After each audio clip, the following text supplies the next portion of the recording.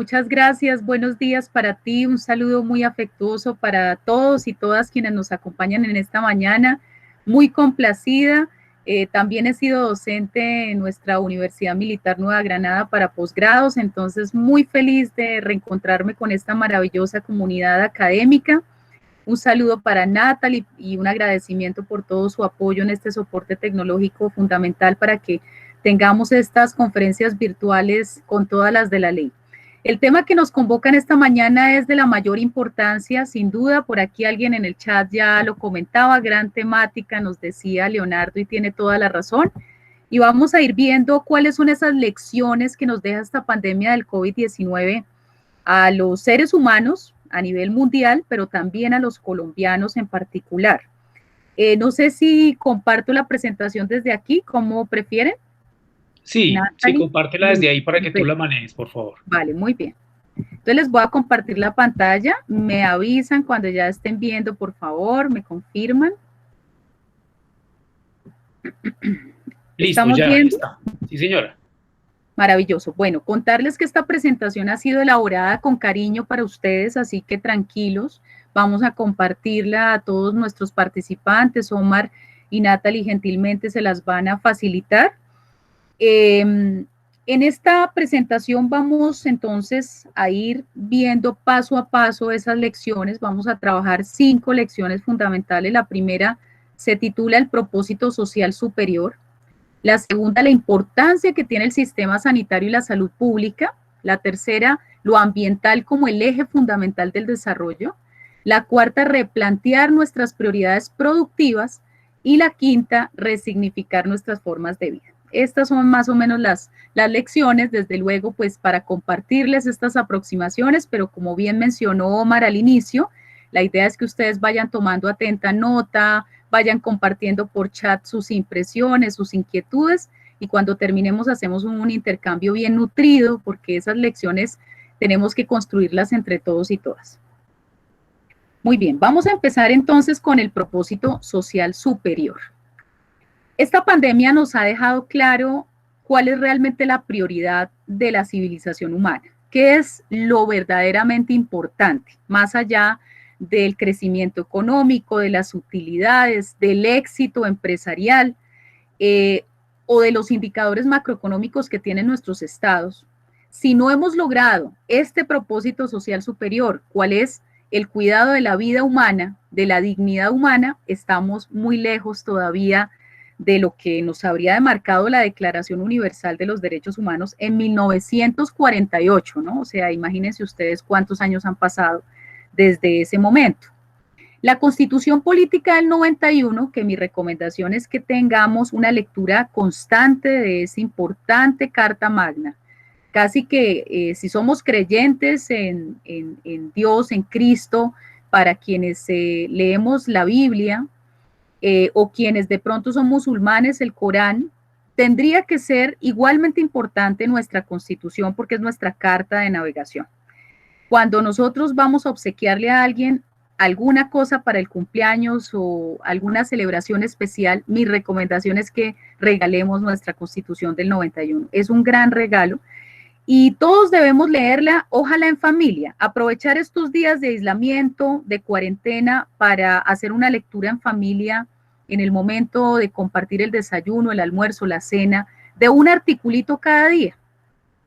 Si nosotros hacemos eso juiciosamente, prácticamente en el año ya tendríamos leída nuestra Constitución y podríamos entender cómo está estructurado nuestro Estado, cuáles son nuestros derechos, nuestros deberes, cuál es la labor de nuestras instituciones, cuáles son los mecanismos de participación, los mecanismos de protección de derechos, cómo podemos reformar la misma Carta Política y sobre todo cómo podemos hacer valer esto que plantea la Constitución y no llegar a esa conclusión triste que algunos nos dicen de la Constitución es un documento maravilloso, pero es letra muerta, ¿no? Eso es una responsabilidad que también nos atañe a todos los ciudadanos, hacer que esa Constitución sea viva, que sea un instrumento cotidiano. Entonces la Constitución establece cuáles son esos parámetros del Estado colombiano, es decir, de las instituciones, de la sociedad, de la academia, de los medios de comunicación, del sector privado, todos y todas, juntos. porque esto no es para el gobierno, es para todos, el gobierno incluido porque es el que va comandando, el que va timoneando este barco, pero sin duda alguna es un propósito compartido. Entonces nos dice la Constitución que Colombia es un Estado social de derecho, es decir que las normas están orientadas al bienestar, a la calidad de vida, al buen vivir, a que las personas sean más felices y sobre todo a que exista un respeto por la dignidad humana. Es uno de los principios fundamentales de nuestra Constitución política. Es uno de los principios fundamentales de la Declaración Universal de los Derechos Humanos. Es decir, que una persona, no importa si nació en un determinado territorio o con un color de piel determinado o con un género u orientación sexual, o si esa persona tiene una preferencia política X o Y, todas las personas debemos gozar de ese principio de dignidad humana. La dignidad humana no tiene que ver con la capacidad adquisitiva, con los recursos económicos, con el nivel educativo que ostenta una persona, con su cargo. No, es una condición inherente. Es decir, nosotros venimos al mundo ya con esa propiedad, con ese principio, con ese atributo de la dignidad humana. Y el Estado tiene que ser garante de eso. Lo segundo es que hay unas finalidades esenciales de nuestro Estado. ¿Para qué está constituido el Estado en Colombia? Para servir a la comunidad, para promover la prosperidad y garantizar que esos principios, derechos y deberes que están en la Carta Política sean efectivos. O sea, que pasemos del dicho al hecho. Muy bien. Y nos dice además nuestra Carta Política que las autoridades están instituidas para proteger a todas las personas residentes en Colombia, y atención con esto, en su vida, honra, bienes, creencias y demás derechos y libertades. Pero además para asegurar que los particulares cumplan unos deberes sociales para con ese Estado. Entonces las autoridades no están instituidas para convertirse de alguna manera como en una clase, en una élite privilegiada a la que los ciudadanos tienen que servir. No, por eso nos llamamos servidores públicos, ¿verdad? Nosotros, los funcionarios, contratistas, estamos al servicio de las personas. Y nos dice el artículo 11 que el derecho a la vida es inviolable. Más adelante nos dice que nadie será sometido a tratos o penas crueles, inhumanas o degradantes. Ese es el propósito social superior. Es decir, más allá de cualquier otra lógica, consideración, objetivo, intereses particulares, esto es lo que tiene que prevalecer en el país. Bueno, muy bien, vamos a ver cómo estamos. ¿Qué nos va dejando la pandemia del COVID-19 a nivel Colombia? Porque realmente la situación es muy grave, todos sabemos, a nivel mundial. Pero miremos, concentrémonos en lo que es de interés en esta conferencia de hoy, de esta mañana. Colombia ya tiene 124.494 casos confirmados positivos para COVID-19. Primer elemento que quiero compartirles. Es muy posible que esta cifra tenga un alto subregistro. ¿Qué quiere decir eso? Nosotros no estamos haciendo un testeo masivo en el país, no estamos haciendo lo que llaman los epidemiólogos una vigilancia activa en salud pública. Nosotros estamos haciendo unas pruebas a personas que presentan sintomatología. Es más, el sistema ha reportado una serie de problemas. Hay personas que tienen sintomatología a quienes, pese a haber solicitado la prueba, tardan varias semanas en aplicárseles esta prueba. Personas que viven o que han compartido con una persona que ya está confirmada positiva para COVID-19 y sin embargo no les han practicado las pruebas. Las EPS en ese sentido tienen una responsabilidad titular que se ha denunciado por parte de los ciudadanos, de entidades de control y de los mismos alcaldes de ciudades capitales de Colombia que no se está cumpliendo. O que el resultado se tarda mucho en ser entregado, lo cual dificulta la toma de decisiones. Los famosos cercos epidemiológicos, mis queridos amigos, que es, listo, detectamos que una persona es positiva, entonces tenemos que empezar a rastrear los contactos cercanos de ese individuo, con quién estuvo, con quién habló, con quién compartió, de modo que podamos aplicarle a esas personas la prueba y determinar si esas personas también están contagiadas. Identificar si no es un caso aislado, de pronto se trata de un foco de contagio, una comunidad, una UPZ, un barrio entero, una cuadra, una plaza de mercado, una institución, un centro de salud. Y entonces se toman decisiones de aislamiento inmediato, ¿cierto? Se restringe la circulación y se toman otras medidas importantes para salvaguardar la vida y la salud de las personas y contener la expansión del contagio. En Colombia nosotros no estamos haciendo vigilancia activa. ¿Qué es vigilancia activa? Cuando yo salgo a buscar el virus y entonces me voy a los famosos grupos de riesgo. ¿Cuáles son esos? Primero, trabajadores de la salud. Todos los trabajadores de la salud deben ser testeados para identificar si son positivos para COVID-19. Médicos, enfermeras, auxiliares de enfermería, no solamente la gente que está allá en la operación, sino todo el personal administrativo y de apoyo, conductores de ambulancias, personas de servicios generales, vigilantes, proveedores que tienen cercanía con el centro de salud, deben ser testeados. Pero además de esa población tenemos muchas otras de riesgo. La gente que trabaja en el contacto con el público, los almacenistas, domiciliarios, cajeros, conductores de vehículos de servicio público, todas esas poblaciones. Sumémosle además policías y militares, son fundamentales, porque su labor también implica un alto contagio. Están constantemente con la comunidad en sus batallones, a veces se rompe ese distanciamiento físico de los 2 metros como mínimo. Entonces allí hay una probabilidad.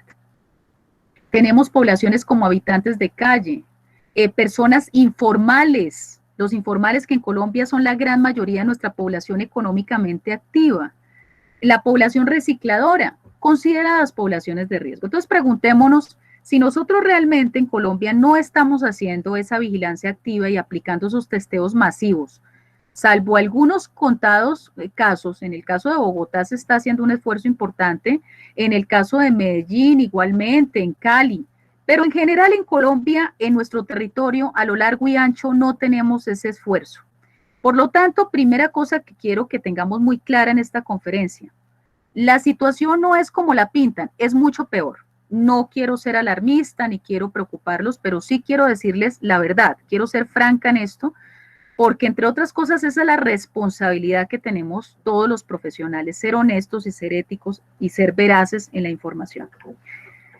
Lo otro que también está acompañado con esto que les acabo de indicar es que, claro, como no estamos haciendo las pruebas masivas, pues nosotros en Colombia no podemos decir que hay municipios libres de COVID en los que entonces vamos a abrir las posibilidades para la reactivación económica y entonces vamos a habilitar los aeropuertos y vamos a abrir iglesias y cuidado, atención con esto.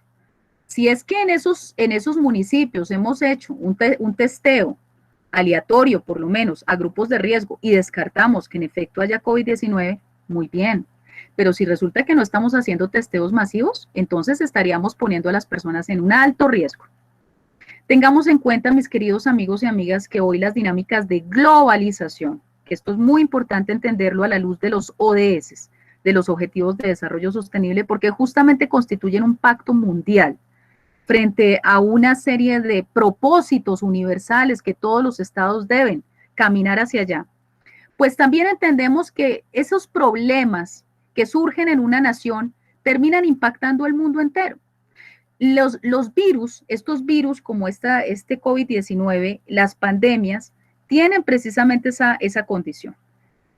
Se riegan por el mundo entero rápidamente. De nada sirve que en un determinado país sean muy juiciosos en el acatamiento de medidas si en el mundo entero no estamos acometiendo medidas afines para contrarrestar la amenaza. Me explico.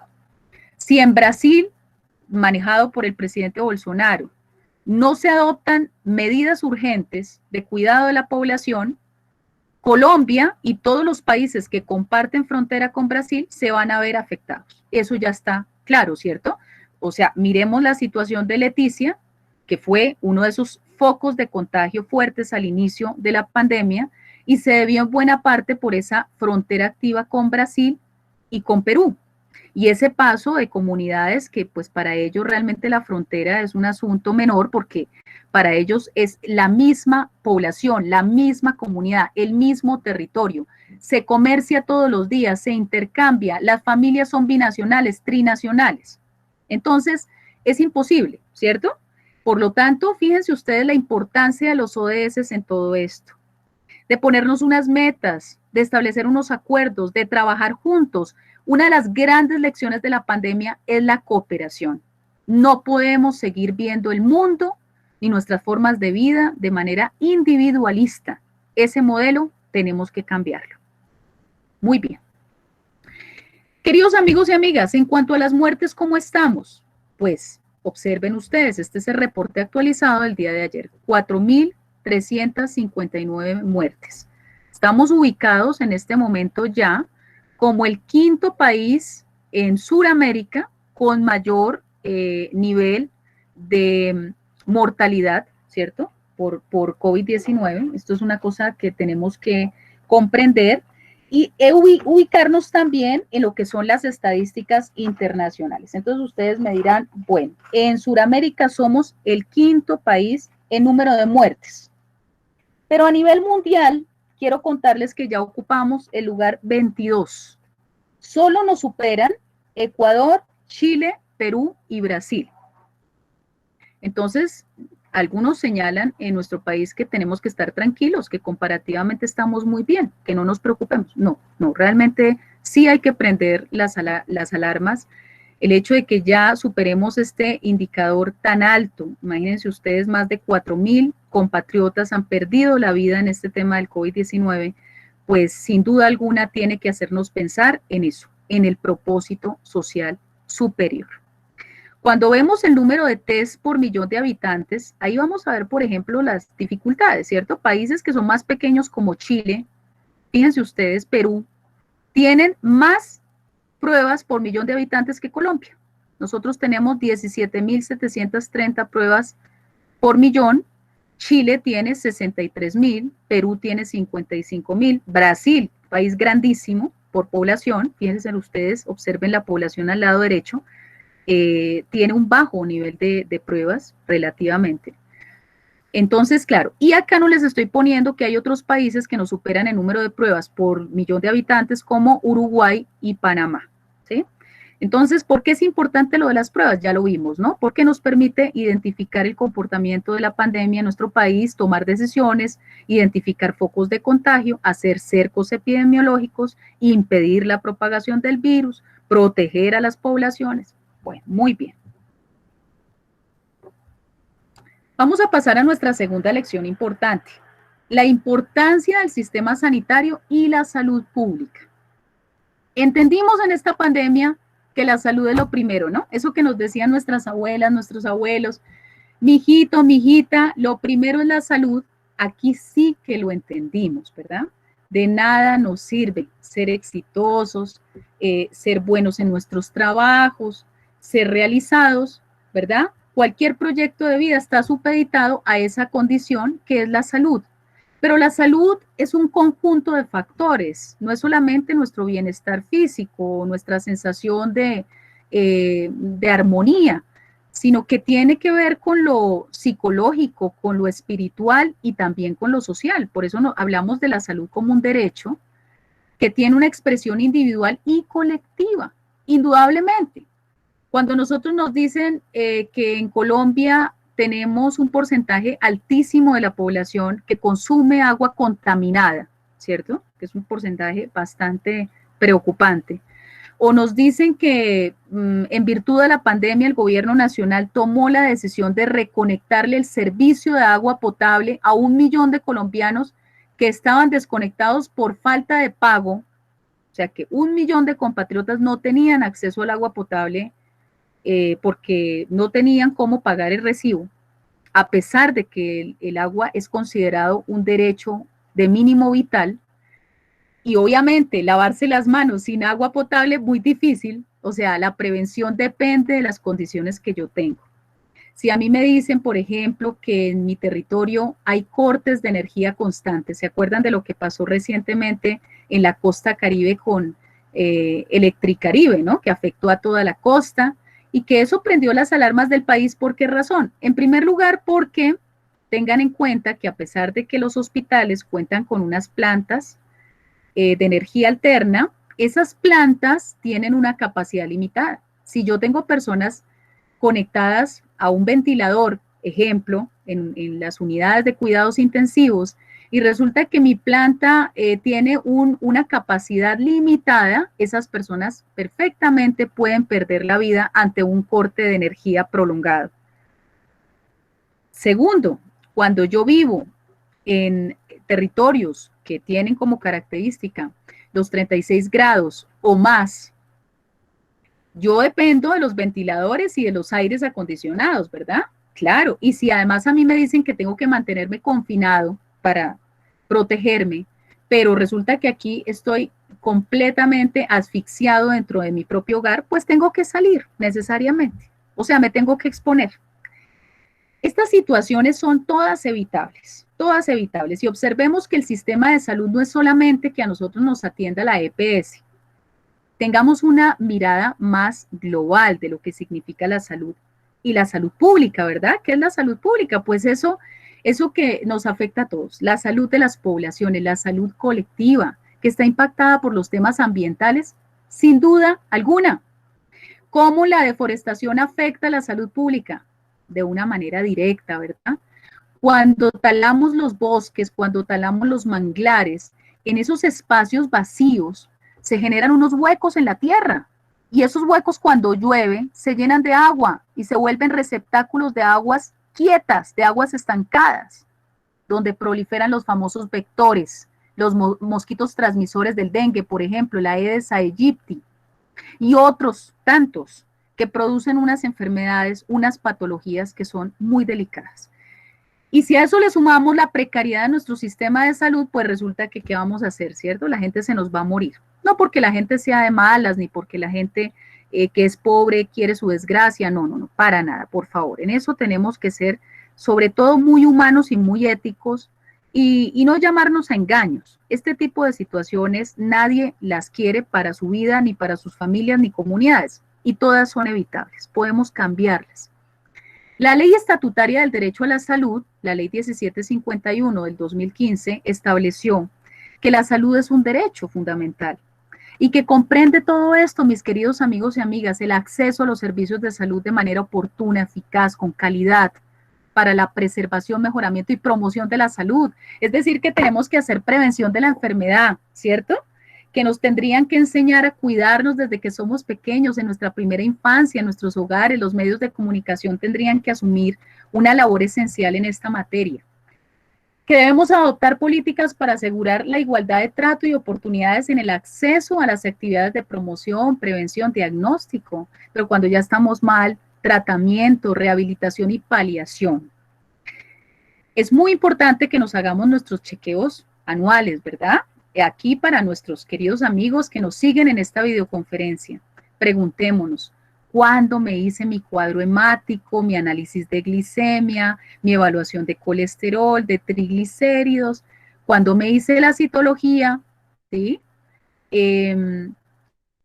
¿Qué también estoy, cómo me siento en general, cómo es mi estado de salud? O resulta que me duele mucho la cabeza y todos los días estoy tomando pastas y pastas y pastas, pero no estoy analizando cuál es el fondo, la causa de ese dolor de cabeza que tiene cantidad de posibilidades, desde un problema visual, pasando por temas de migraña, pasando por estrés, pasando por problemas más agudos y más delicados, en fin, ¿no? Entonces, antes de llegar a una situación delicada, yo tengo que hacer prevención de la enfermedad. Mi invitación para ustedes, cariñosa en esta mañana, es que hagamos prevención.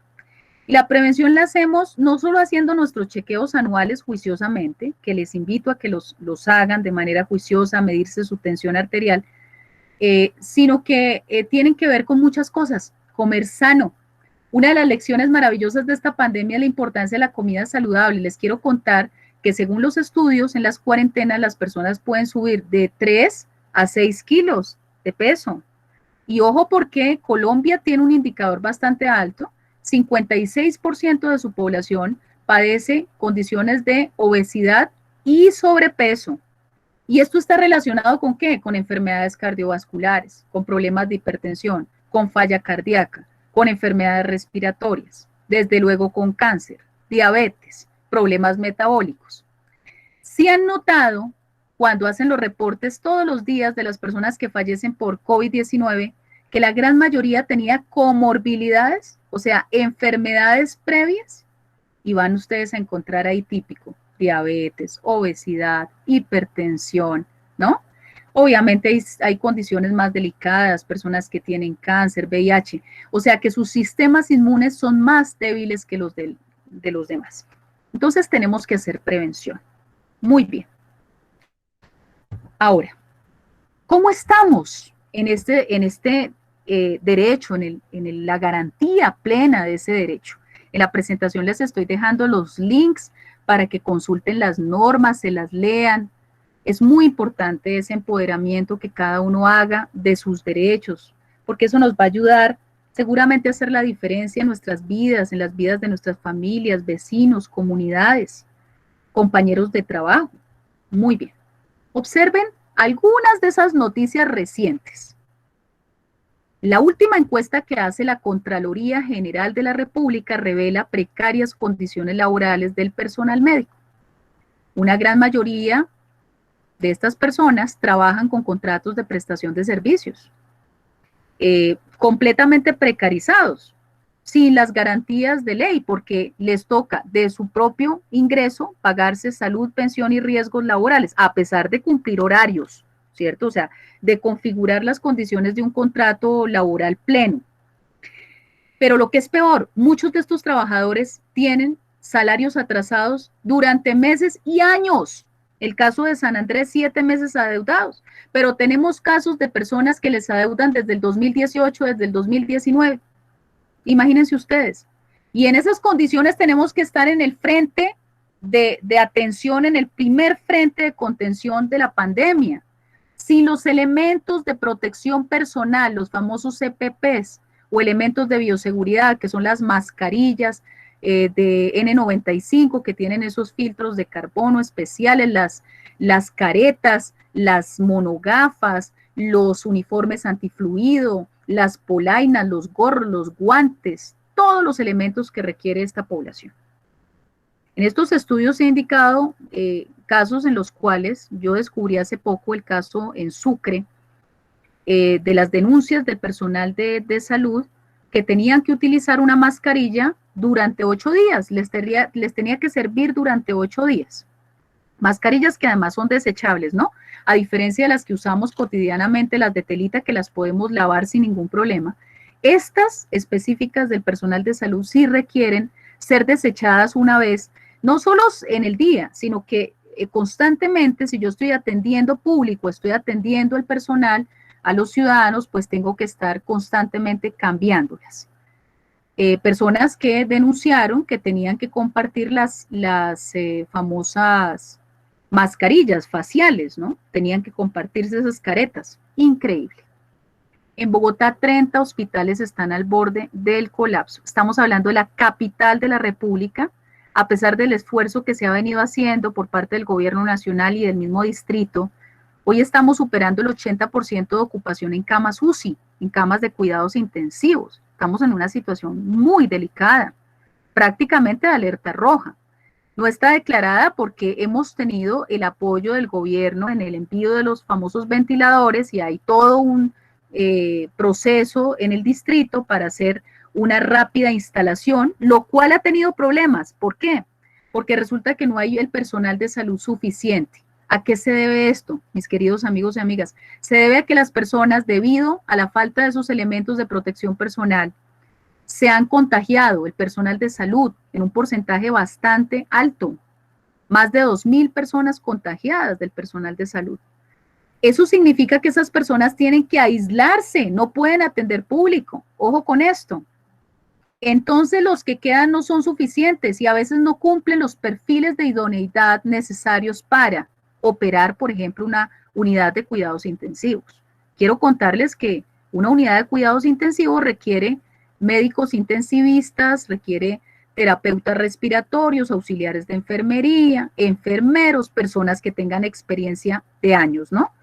Anestesiólogos, bueno, una cantidad de perfiles que además no es un asunto de un curso por internet, capacitarse en la operación de una UCI, entubar a una persona, es un tema muy delicado que puede significar la vida o la muerte, incluso en el mismo proceso de entubar a ese ser humano. Entonces es un tema muy delicado. En Barranquilla, esta es una noticia, les busqué noticias recientes, ¿no? Barranquilla ya también superó su capacidad al borde del colapso en UCI, Cartagena igualmente, Cali, hoy estaba precisamente el alcalde de Cali, el doctor Jorge Iván, alertando que están necesitando urgente la llegada de los ventiladores prometidos por parte del gobierno nacional. Lo mismo el gobernador del Meta en estos días estaba clamando muy angustiado por la situación, ¿no? Desde luego, amigos y amigas, hay que decir, claro, nadie en el mundo esperaba esta pandemia. Bueno, eso lo tenemos que poner entre comillas porque en realidad nosotros no somos nuevos en materia de pandemias. H1N1, el problema del ébola, el mismo SARS, el MERS, el VIH, nos han dejado lecciones que tal vez nosotros como sociedad, nuestras instituciones, nuestros estados no comprenden. Pero realmente estas pandemias están a la vuelta del día y esta no va a ser la única.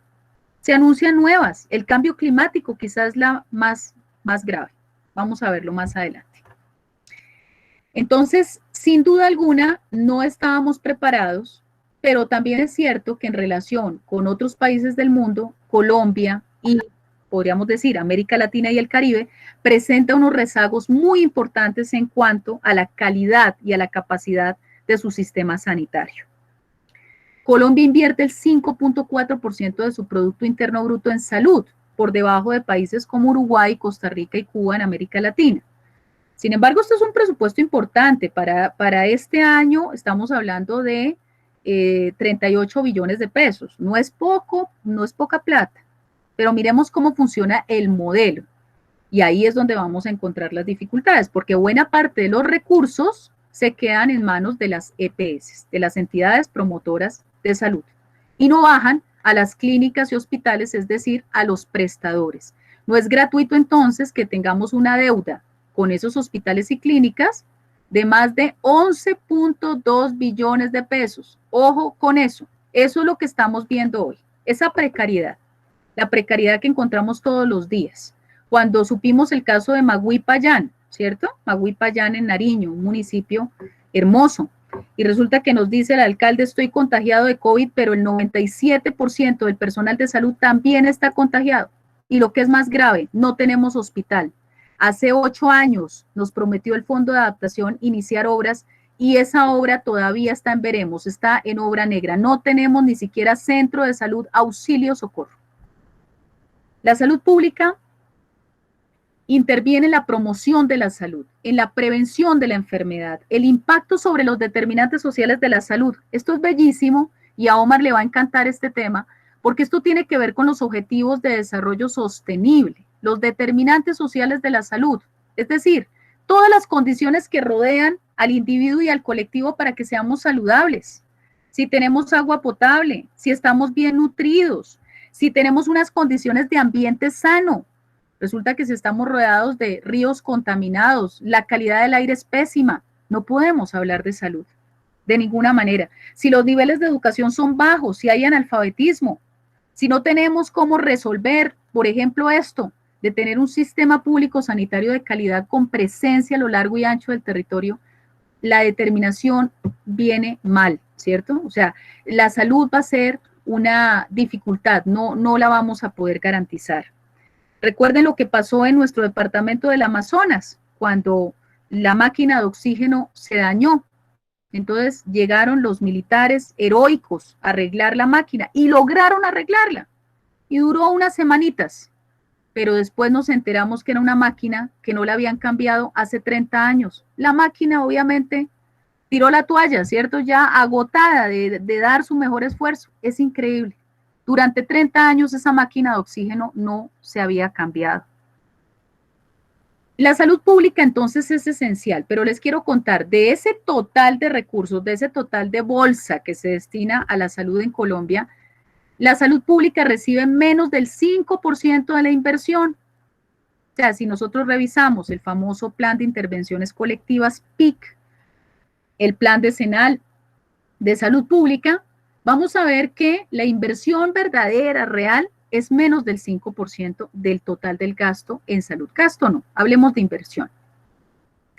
La ley 100 del 93 que ha sido tan cuestionada, tan polémica, porque sin duda aumentó, ayudó a mejorar los indicadores de cobertura, eso es indudable. Pero hoy tenemos que decir que la salud se nos volvió un negocio, privatizada completamente. Y miren los trabajadores de la salud, ¿en qué se convirtieron? ¿No? En unos obreros mal pagados, maltratados, porque además de todo, nuestra sociedad, resultado de la ignorancia y de este mismo sistema, porque tiene muchas fallas, termina volcándose contra los trabajadores de la salud. El trabajador de la salud entonces se convierte en un escudo, ¿no? Porque claro, le toca presentar, es el que le da la cara al ciudadano de todas estas ineficiencias, de esta precariedad, de esta escasez, de esta falta de buena administración, ¿cierto? Pública en materia de inversión en salud, y entonces él termina ganándose pues todos los problemas. Trabajadores de la salud amenazados de muerte, trabajadores de la salud que son discriminados para entrar, por ejemplo, a un supermercado, una tienda, un almacén. Algunos de ellos tienen que llegar a sus barrios acompañados de policía porque hay retenes ilegales que se han establecido en barrios populares en Colombia, en muchas ciudades, y no quieren permitir la entrada del personal de salud. Háganme el favor. Les puse aquí lo de las fiestas intervenidas y los famosos comparendos para que entendamos el trasfondo de esto, mis queridos amigos y amigas, y no nos quedemos con las frases típicas, a veces la lectura de algunos medios de comunicación un poco superficial, ¿no? Ay, es que es gente irresponsable, indisciplinada, no entienden, no acatan las normas. Bueno, detrás de eso hay varias cosas.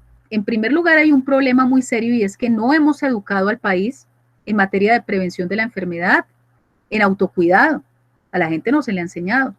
Resulta que lo que más circula en las redes sociales son fake news, noticias falsas relacionadas con COVID-19, donde a la gente le están diciendo que eso es una mentira. A mí me gustaría que esas personas que promueven esos videos se acercaran a las unidades de cuidados intensivos para que vean qué tan mentira es lo del COVID-19 o hablaran con los familiares de las personas que ya han fallecido y que esas personas no volverán al seno de sus hogares para entender la dimensión de esto. Entonces, claro, tenemos una sociedad que no tiene acceso al conocimiento, a la educación, a la información, pero además sumémosle que a veces los mensajes que nosotros mismos, que nuestras instituciones envían a la sociedad son contradictorios. Cuando yo, por ejemplo, me comparo con países y digo que nosotros estamos volando, que estamos muy bien, pues estamos ocultando una realidad, y es que Colombia no va bien. La Universidad de Washington sacó los indicadores, las proyecciones para Colombia, el Instituto de Métricas y Evaluación de la Salud. Queridos amigos y amigas, escuchen bien. Las proyecciones para Colombia indican que de seguir esta curva en ascenso, a finales de este mes podríamos llegar a las 1.000 muertes diarias. 1.000 muertes diarias. Y a comienzos de septiembre, si se siguen relajando las medidas, podríamos llegar a 3.200 muertes diarias. El Instituto Nacional de Salud de Colombia, entidad del Estado, tiene un techo de fallecidos de 40.000 personas este año. Escuchen también ese dato. Es importante que lo tengamos en cuenta porque a veces nosotros subestimamos por la desinformación. Y sumémosle que también tenemos en Colombia unas condiciones, ¿no? De hacinamiento crítico, de informalidad. Si no hay realmente un apoyo solidario, un apoyo del Estado y de la sociedad en su conjunto, las personas se ven obligadas a salir a las calles a buscarse el pan de cada día, al rebusque cotidiano y obviamente a exponer su salud y la de su familia. Entonces hay unas circunstancias complejas. También hay otras variables de tipo cultural que a veces no tenemos en cuenta. Por ejemplo, los rituales que tienen nuestras comunidades ancestrales, nuestras comunidades afrodescendientes, nuestros pueblos indígenas, la manera de despedir a un familiar que ha fallecido, a un miembro de la comunidad, no es la misma que tenemos los mestizos. No, es diferente. En algunas comunidades se despide con alegría, con fiesta, con bailes. En otras se despide con cantos, con arrullos. Y cambiar eso de un momento a otro es muy complejo. Entonces requiere de nuestro sistema sanitario y de nuestra respuesta institucional una mirada diferencial, intercultural. No que juzgue, sino que comprenda esas condiciones, las interprete. No los deje hacer lo que quieran, desde luego que no, nadie está diciendo eso, pero sí que seamos más creativos en las estrategias que le enviamos a la comunidad, las campañas que hacemos, los mensajes que impartimos, de modo que la gente los pueda comprender. Aliarnos de los líderes y lideresas sociales, de las comunidades de fe, los artistas, las personas en las cuales las comunidades creen, es muy importante. Y obviamente la lección aprendida, tenemos que trabajar en esto. Debemos tener los colombianos un sistema sanitario y de salud pública universal de calidad y con presencia a lo largo y ancho del territorio. Sigamos. Lo ambiental como el eje fundamental del desarrollo. Muy bien, entramos a un tema hermoso, ¿verdad? Yo creo que a todos nos dio una inmensa alegría observar esas escenas en las que, ¿se acuerdan ustedes la famosa zarigüeya con su cría en el lomo, en la espalda, que un buen día en una ciudad de Colombia la encuentran y le hacen un video? O cuando encontramos un grupo de delfines nadando en la bahía de Santa Marta, ¿no? Precioso, ¿verdad? Ese mar absolutamente limpio, despejado.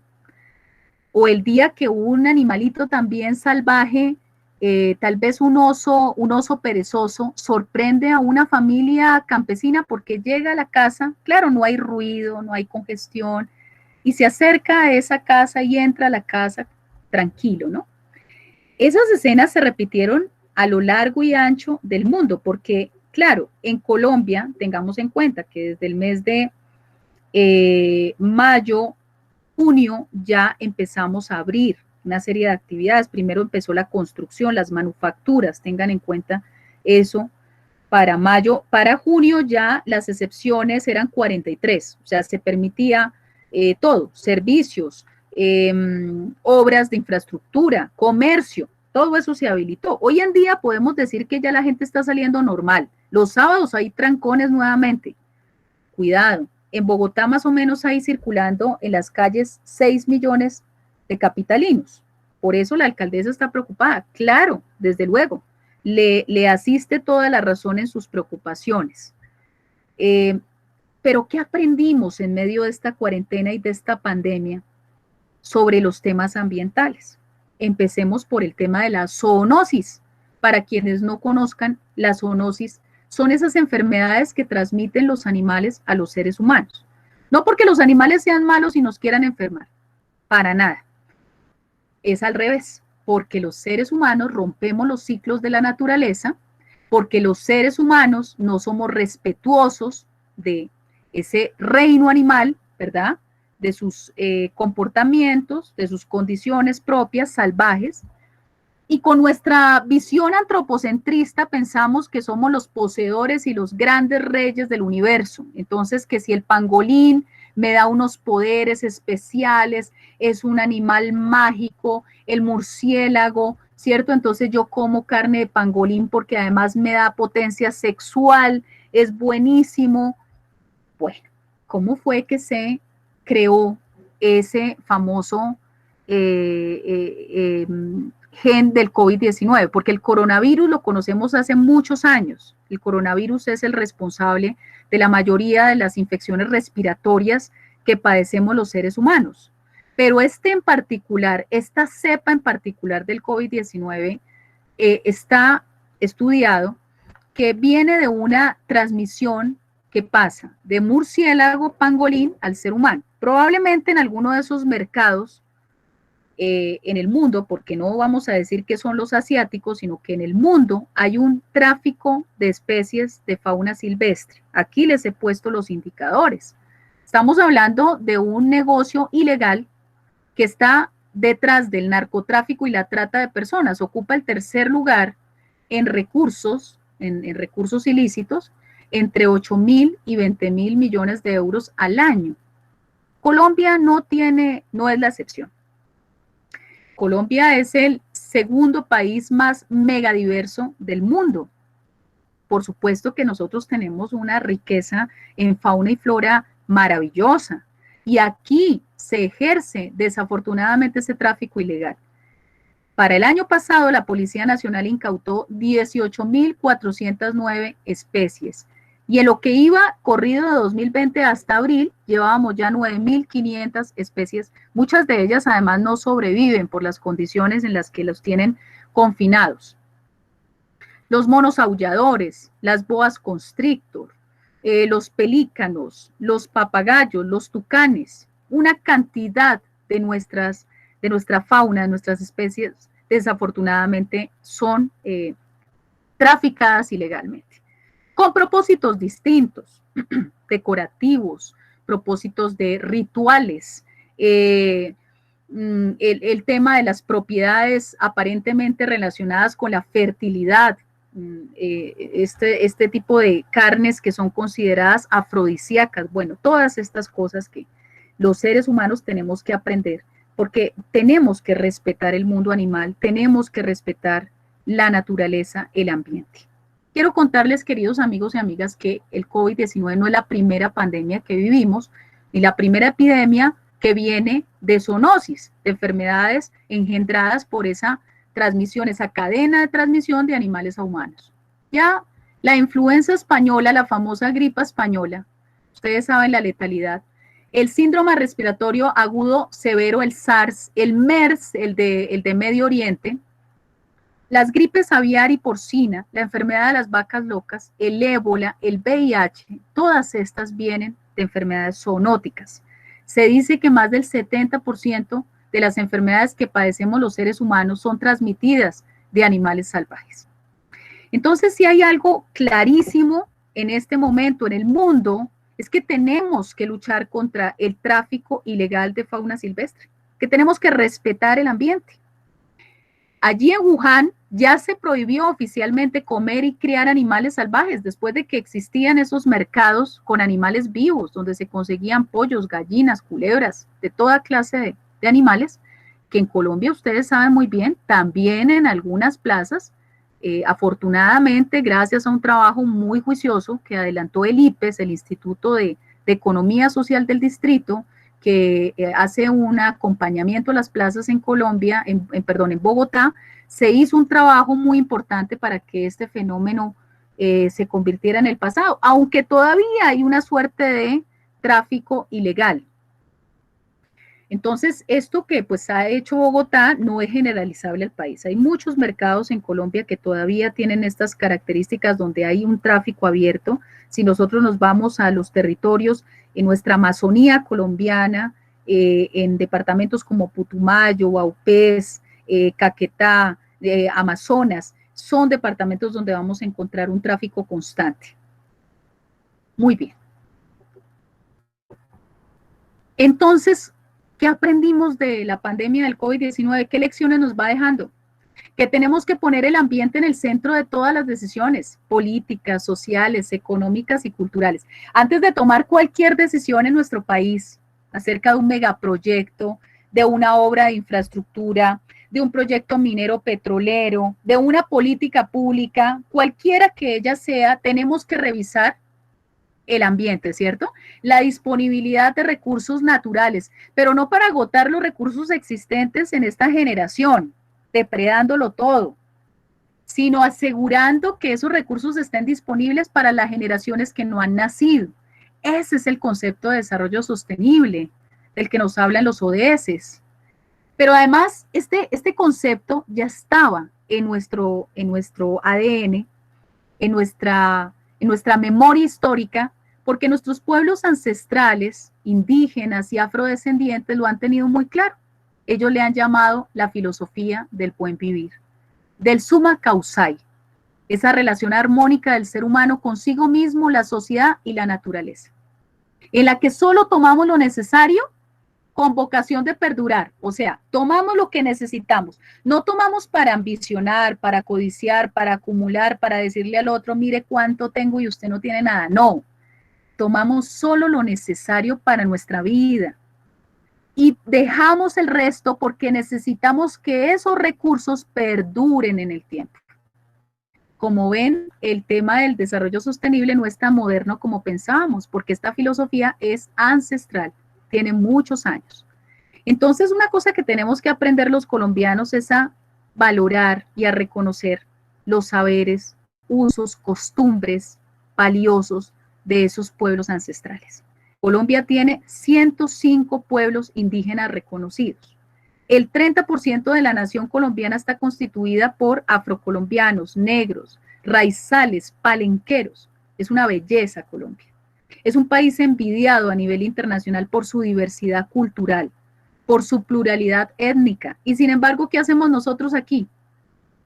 Miremos los indicadores. Según Indepaz, de los 153 líderes asesinados este año, porque este año ya llevamos 153 líderes asesinados, el 35% eran líderes campesinos y de programas de sustitución de cultivos ilícitos. Campesinos que además tienen esos orígenes ancestrales, porque nuestros indígenas y nuestros afrocolombianos son en su gran mayoría campesinos. Pero el 33% de esos líderes asesinados eran indígenas, el 20% eran líderes comunales, el 5% sindicalistas y el 5% afrocolombianos. Esas personas entonces tienen saberes que debemos escuchar. Ya supieron del caso de la familia youtuber, la familia campesina youtuber, que ha sido un éxito en las redes sociales, ¿no? Qué hermoso, porque la gente está muy interesada, muy curiosa de saber cómo es el mundo del campo. Eso es una lección también del COVID-19. Resulta que se está replanteando la forma de vivir post-pandemia. ¿Qué quiere decir esto? Fíjense ustedes que una de las condiciones que lleva al contagio es la densidad poblacional, o sea, el hacinamiento, cuando hay mucha gente habitando en un territorio. Claro, cuando nosotros todos nos montamos al Transmilenio o al SITP y nos dicen, no, es que no podemos superar el aforo del 35% en un bus, y resulta que eso es imposible porque ya están saliendo 6 millones de personas solo en Bogotá. Entonces ahí hablamos de la densidad, ¿cierto?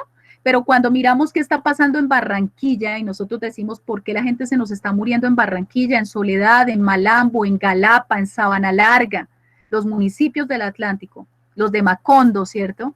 De nuestras obras literarias de nuestro maestro Gabriel García Márquez.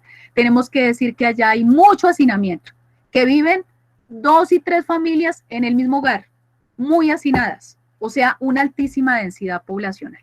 Entonces, una lección que nos está dejando la pandemia interesantísima es, tenemos que volver al campo, regresar, ¿cierto? A los territorios, esos territorios que hemos dejado abandonados también por razones de conflicto armado. Hay que decirlo, el desplazamiento forzado en Colombia es una tragedia humanitaria de grandes proporciones y ocasionó que mucha gente saliera al campo, pero también tenemos que decir, en honor a la verdad, que antes que el conflicto, la falta de oportunidades en el campo colombiano obligó a muchas personas a salir de sus territorios. Entonces el campo tiene que ser una apuesta buena, de vida digna, de buena vida, ¿cierto? Que se merecen esas personas que están allí y que son las que nos permiten comer todos los días de nuestra vida, que ese es otro gran aprendizaje que nos deja la pandemia. Lo fundamental es la alimentación. Más allá de tener televisores, ¿cierto? Electrodomésticos, miren ustedes, pues esas lecciones tan graves que nos dejó esto del primer día sin IVA, esas aglomeraciones indeseadas, realmente el contagio, ese día hubo un foco de contagio, varios focos de contagio que ya se están viendo en los indicadores, ¿no? Ayer tuvimos una cifra de bastante alta de casos nuevos, 4.213 casos nuevos, es el récord en la historia de la pandemia en Colombia más alto. Y esto tiene mucho que ver con ese momento, eso que se vivió en esa oportunidad, ¿no? Ha sido sucesivo el tema de casos nuevos de contagio. Entonces, ¿qué tan importante era realmente irnos por un televisor, por un computador nuevo, por un celular, por una nevera, en un momento como este, en el que además sabemos que muchas personas compran a cuotas, compran a crédito, se endeudan, terminan pagando ese objeto al doble o al triple de su valor real y resulta que no tenemos nada que comer en las casas, ¿no? Entonces ahí es donde viene el tema de las prioridades. Para estas comunidades eso está muy claro. Por eso es muy importante escucharlos, aprender de ellos, valorarlos, respetarlos, resignificar el valor que tienen nuestros pueblos campesinos, indígenas, afrodescendientes. Aquí les puse a las mujeres parteras del Pacífico colombiano, ¿no? Que durante años ayudan a las madres a que nazcan sus hijos en la mejor posición, sin dolor, con alegría, en medio de unos rituales que hacen que esa criatura llegue pues llena de buena energía, protegida, minimizando riesgos de salud para la madre, para el bebé. Es decir, esto ha sido reconocido como un patrimonio universal, patrimonio de la humanidad, y a veces nosotros ni siquiera conocemos de estos saberes maravillosos. Muy bien. Entonces, sin duda alguna, para ser coherentes con este aprendizaje, con estas lecciones, debemos aumentar el presupuesto público y privado destinado al cuidado y la conservación ambiental. No puede ser que el ambiente siga siendo la gran cenicienta del presupuesto nacional. Eso sí estamos en ese sentido muy mal, ¿cierto? La gente nos explica cómo un país como Colombia, con esa riqueza, el país de la magia salvaje, ¿se acuerdan de ese video maravilloso que le mostró al país que era Colombia? Porque muchas personas ni siquiera se han dado cuenta del valor que tenemos, de ese territorio maravilloso, de esos ecosistemas diversos, de los bosques, de los manglares, de los estuarios, de los humedales, de nuestros páramos. Somos poseedores de más de la mitad de los páramos del planeta y la gente no tenía ni idea. Entonces, no puede ser que teniendo esa riqueza, que es una riqueza, como les digo, de Colombia para el mundo, nosotros no invirtamos recursos en el cuidado y la conservación ambiental. Observen el indicador. Tenemos un presupuesto destinado al medio ambiente de 700.000 millones de pesos, o sea, solo el 0,25% del presupuesto total para este año. El presupuesto total ascendió a la cifra de 271.7 billones según el Ministerio de Hacienda y de ellos solo destinamos el 0,25%. Claro, ya les veo las caras de angustia, totalmente de acuerdo. Entonces ahí es cuando uno dice, uy, claro, con razón deforestamos cada año 219.000 hectáreas de bosque y no pasa nada, ¿sí? Porque es que no hay recursos. Resulta que nos dicen que un guardaparque, esos señores que son divinos, que andan con sus uniformes de camisa azul con un oso de anteojos, que trabajan con el sistema de parques nacionales naturales de Colombia, cada uno de ellos, que son verdaderos héroes y heroínas, cuidan 25.000 hectáreas. Imposible, ¿cierto? Además, sin equipos, sin vehículos, sin equipo humano también para hacer es una cobertura. Y ya hoy en día la buena noticia es que tenemos pues unas disposiciones en nuestras normas maravillosas que señalan la disposición, por ejemplo, de personal de nuestra fuerza pública para labores de conservación y cuidado ambiental. Eso es algo en lo que tenemos que profundizar. ¿Por qué?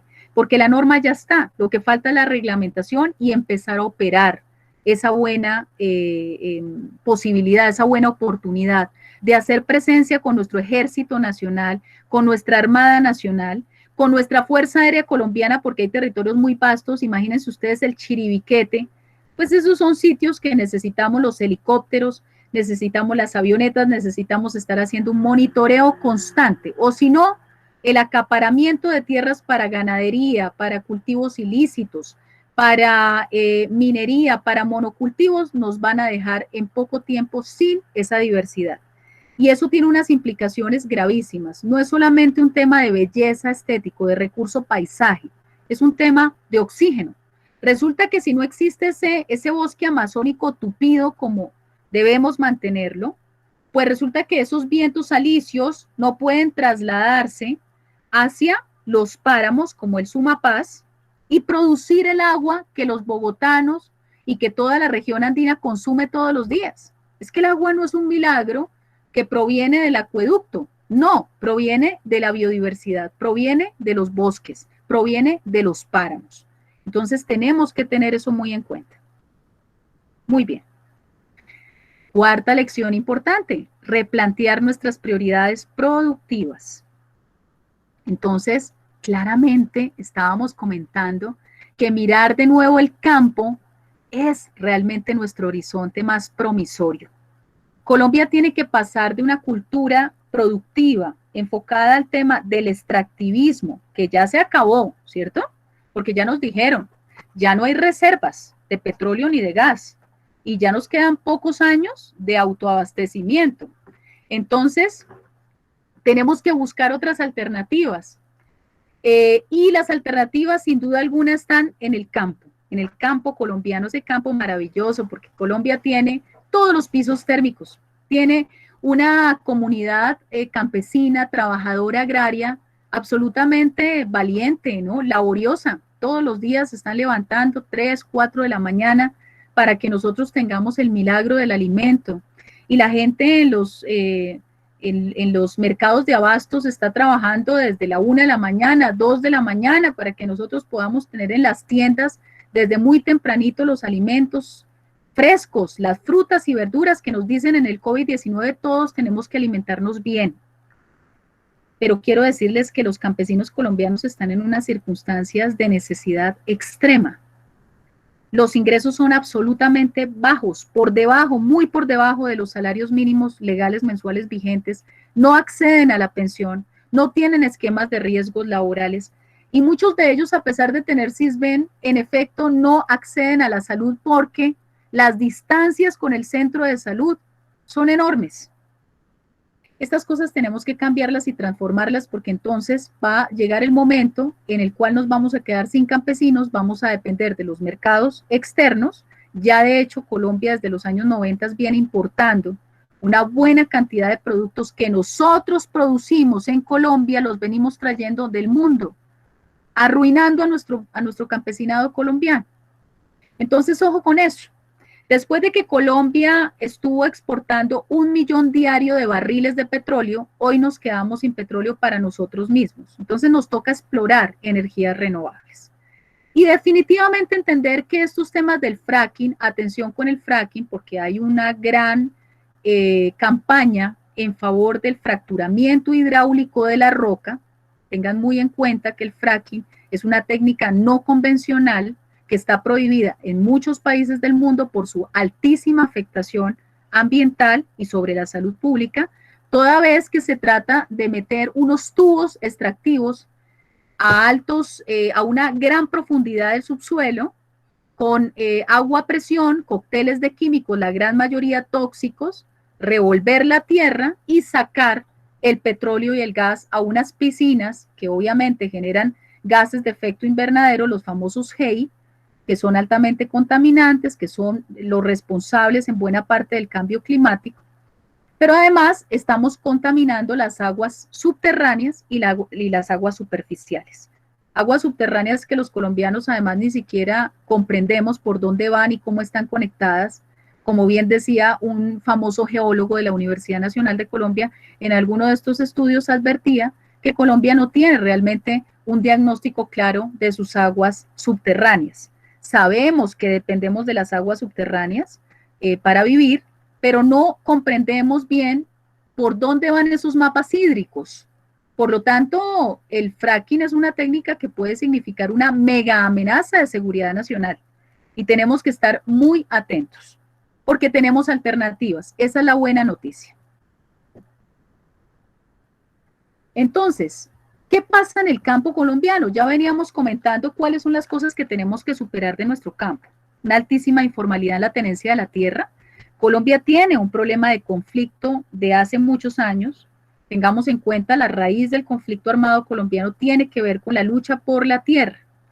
Y esto no es un asunto ideológico, es un asunto objetivo, ¿sí? Si nosotros miramos las cifras, pues nos damos cuenta en qué estamos. Solo el 6% de los municipios cuentan con una formalidad en más del 75% de sus predios. ¿A qué me estoy refiriendo con el concepto de formalidad? A que se sabe que ese predio está titulado, escriturado a tal persona, a tal organización, a tal comunidad, a tal empresa, ¿verdad? Que la extensión de ese predio es tal. ¿sí? Que el número de hectáreas son estas, que sus características son estas, que sus límites llegan hasta aquí y hasta allá. Yo tengo absoluta claridad. No, resulta que en Colombia hay una altísima informalidad en la tenencia, una gran inseguridad jurídica que impide que nosotros avancemos en muchos proyectos productivos. Pero había sido tal el descuido del campo colombiano que nosotros hacía 40 años no realizábamos un censo nacional agropecuario. Escúchese esto con atención. El Censo Nacional Agropecuario se realiza en el año 2014 después de 40 años de no hacerse. ¿Y qué se descubrió? En primer lugar, que tenemos un grave problema de mala administración de la tierra. De 40 millones de hectáreas con uso agropecuario, la mayoría de estas, 34.4, están dedicadas a ganadería, ojo, y solo 7.6 hectáreas, con los esfuerzos que se han hecho en los últimos años, se utilizan para agricultura. Grave error. La situación debería ser a la inversa. Se recomienda que 15 millones de hectáreas se utilicen para ganadería, pero se usan más del doble.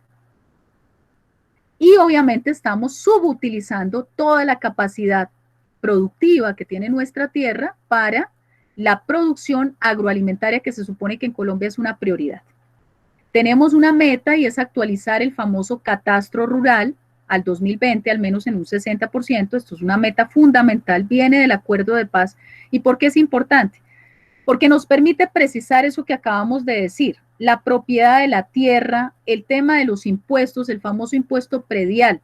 Amigos y amigas, en Colombia hay casos increíbles, hay personas que tienen grandes concentraciones de tierra y pagan a los municipios 20.000 pesos anuales, 30.000 pesos anuales cuando pagan el impuesto. ¿Y por qué razón? Ustedes dirán, pero ¿cómo pagan tan poco de impuesto predial si es que yo aquí en un pequeño apartamento tengo que pagar cada año desangrándome, dejando de comer, amarrándome el cinturón, ¿cierto? Tengo que pagar 1 millón de pesos, tengo que pagar 1,5 millones, 2 millones de pesos de impuesto predial. Pues justamente por eso, porque mientras las grandes ciudades van actualizando sus catastros muy juiciosos y a veces demasiado, eso es muy cuestionable, en el mundo rural no ocurre así. En el mundo rural tenemos desactualizado el catastro. Entonces, son valores que están completamente por debajo del canon actual. Eso es una situación grave. ¿Por qué? Porque hace inviables fiscalmente a los municipios. Porque si yo no tengo ingresos, entonces, ¿qué voy a hacer para responder a los problemas sanitarios que acabamos de mencionar, al problema de agua potable, al tema eléctrico, al tema de la vivienda, al tema de la alimentación de mi comunidad o a la calidad educativa? No tengo. Bueno, muy bien. Sigamos viendo. La concentración de la tierra es un asunto real.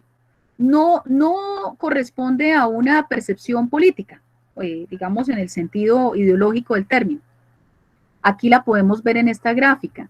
El 1% de las fincas de mayor tamaño tienen en su poder el 81% de la tierra colombiana, mientras el 19% de la tierra se reparte entre el 99% de las fincas. Colombia está en el primer lugar de América Latina en concentración de la tierra, como pueden ver en la gráfica del lado derecho. Tenemos una concentración del 81%, acá son las cifras calculadas con base en el Censo Nacional Agropecuario. Algunos las suben mucho más, nos hablan de un coeficiente de Gini del 0.9 en materia de tierras en Colombia, que es absolutamente vergonzoso. Y nos dicen también estos indicadores del censo que 1 millón de hogares campesinos viven en menos del espacio que tiene una vaca para pastar. ¿Ah? Las mujeres, por su parte, solo tienen titularidad sobre el 26% de las tierras.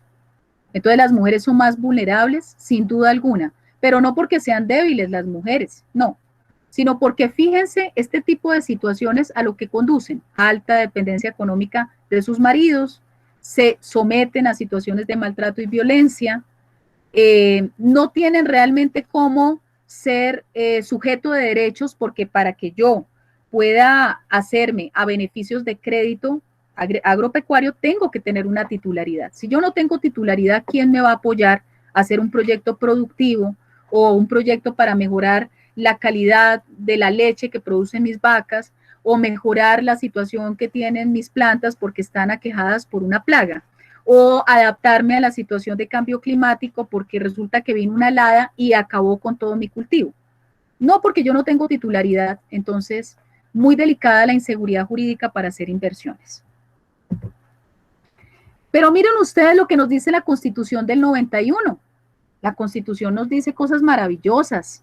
El artículo 64 dice que es deber del Estado promover el acceso progresivo a la propiedad de la tierra, que es fundamental garantizar servicios de educación, vivienda, seguridad social, recreación, crédito, comunicaciones, comercialización, asistencia técnica y empresarial, mejorar los ingresos y la calidad de vida de los campesinos, esos campesinos laboriosos. Los orígenes de los colombianos son campesinos. Los orígenes de los colombianos, de nuestros compatriotas, son indígenas, son afrodescendientes. Tenemos que honrar esos orígenes y no sentirnos avergonzados si tenemos familia de origen campesino, sino por el contrario orgullosos, ¿no? ¡Ay, qué maravilla! Mire, la pandemia demostró que lo más importante es la comida, ¿cierto? La alimentación. ¿Y quiénes son los que producen la alimentación? Los campesinos. Entonces, qué dignidad, qué honor decir en nuestras familias, decirle a nuestros amigos, mi familia tiene orígenes campesinos. ¡Wow! Maravilloso. Pero eso tiene que ser no solamente simbólico, como pasa con los trabajadores de la salud. Ustedes son los héroes. ¿No tienen salarios pagados? Sí, les hemos retrasado el pago, no tienen elementos de protección, vayan al frente. Vayan al frente. No. Tenemos que ser en eso justos, ¿cierto? Ser lógicos. El artículo 65 nos dice que la producción de alimentos gozará de especial protección del Estado. Por eso se otorgará prioridad al desarrollo integral de actividades agrícolas, pecuarias, pesqueras, forestales, agroindustriales, pero también obras de infraestructura física y adecuación de tierras. Claro, yo necesito distritos de riego, necesito centros de acopio, ¿sí? Necesito apoyar la comercialización, necesito vías terciarias, porque si no, ¿cómo saco los productos de mi veredita a las ciudades intermedias? Imposible.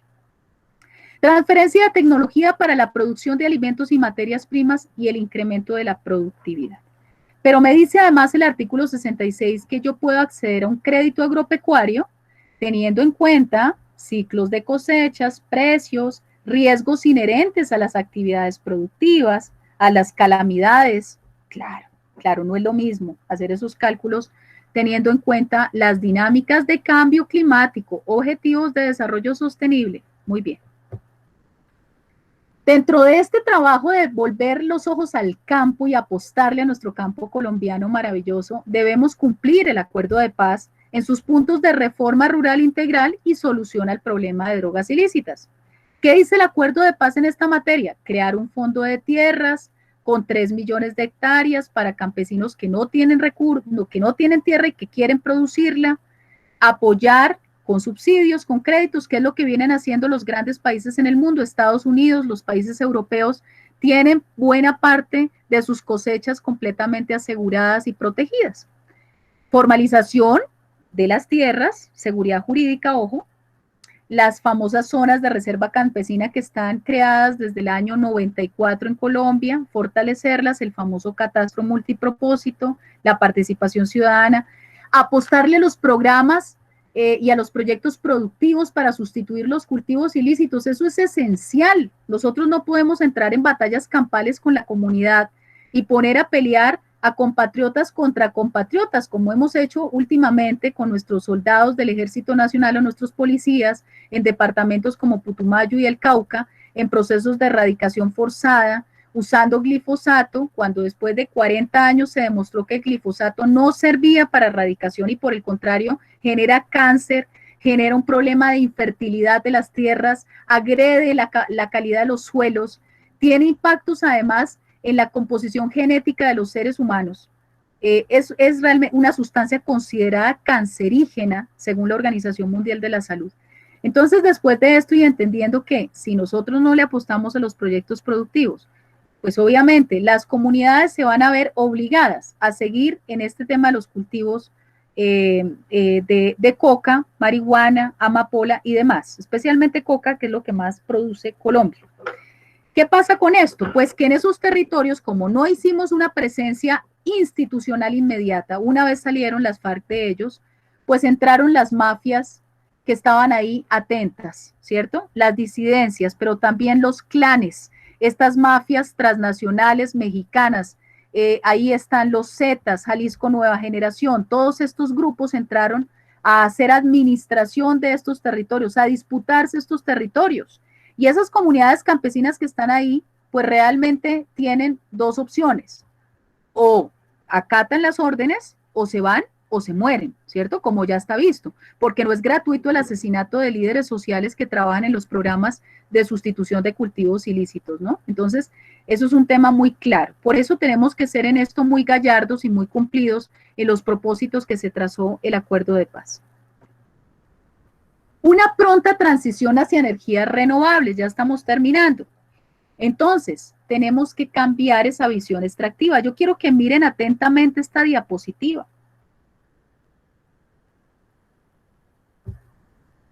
¿Qué nos dice la Constitución del 91? Nos dice que el Estado es propietario del subsuelo y de los recursos naturales no renovables. Ojo, el Estado es propietario del subsuelo. Entonces, ¿por qué tenemos este régimen de regalías? ¿Sí? Que les presento aquí, en el que de toda la explotación de recursos minero-energéticos en Colombia, solo recibimos el 3% de la riqueza generada. Ojo con esto. Atención. Observen los porcentajes exiguos, pírricos. Por esmeraldas y piedras preciosas de regalías solo recibimos el 1.5%. Si alguno de ustedes ha visitado Muso, Quipa, Macoscué, San Pablo de Borbur, en el occidente de Boyacá, sabe muy bien que es muy doloroso ver comunidades enteras sin recursos, comunidades que no tienen las necesidades básicas satisfechas cuando son absolutamente ricas, porque miren esta riqueza de las esmeraldas, y recibimos solo en Colombia el 1.5% de la riqueza generada por la explotación de estas piedras preciosas. El 1% de calizas, el 3% de minerales no metálicos en el carbón. Ahora estamos peor que antes del Plan Nacional de Desarrollo. El último Plan Nacional bajó las regalías del 10% al 3.27%, en el caso de explotación igual o mayor a 3 millones de toneladas anuales, y en el caso de una menor explotación, o sea, menos de 3 millones, pasamos del 5% a recibir un exiguo porcentaje del 1.64%. En el caso de oro y plata, lo mismo. Acá estamos regalando los recursos naturales. Pasamos del 4% al 0.4%, atérrense, y en oro y plata en aluvión del 6 al 2%. Platino, pasamos del 5 al 1%. En hidrocarburos, depende de la producción diaria promedio, mes de un campo, expresada en miles de barriles por día, y varía entre el 8, el 20 y el 25% de regalías. ¿Qué nos dijo la Contraloría General de la República después de hacer un estudio minucioso de los municipios donde hay yacimientos mineros o petroleros? Nos dijo, mire, ese cuento del desarrollo tan cacareado, ¿sí?, del progreso que se anuncia cuando llega un proyecto de estos a un territorio es falso. En los proyectos mineros la pobreza promedio es del 74%, en los petroleros del 65%, y en aquellos donde no hay actividades extractivas, la pobreza increíblemente baja al 43%. En estos municipios, en estos territorios, normalmente hay inflación, claro, porque hay un porcentaje de personas que llegan, ingenieros, geólogos, trabajadores, que ganan muy bien.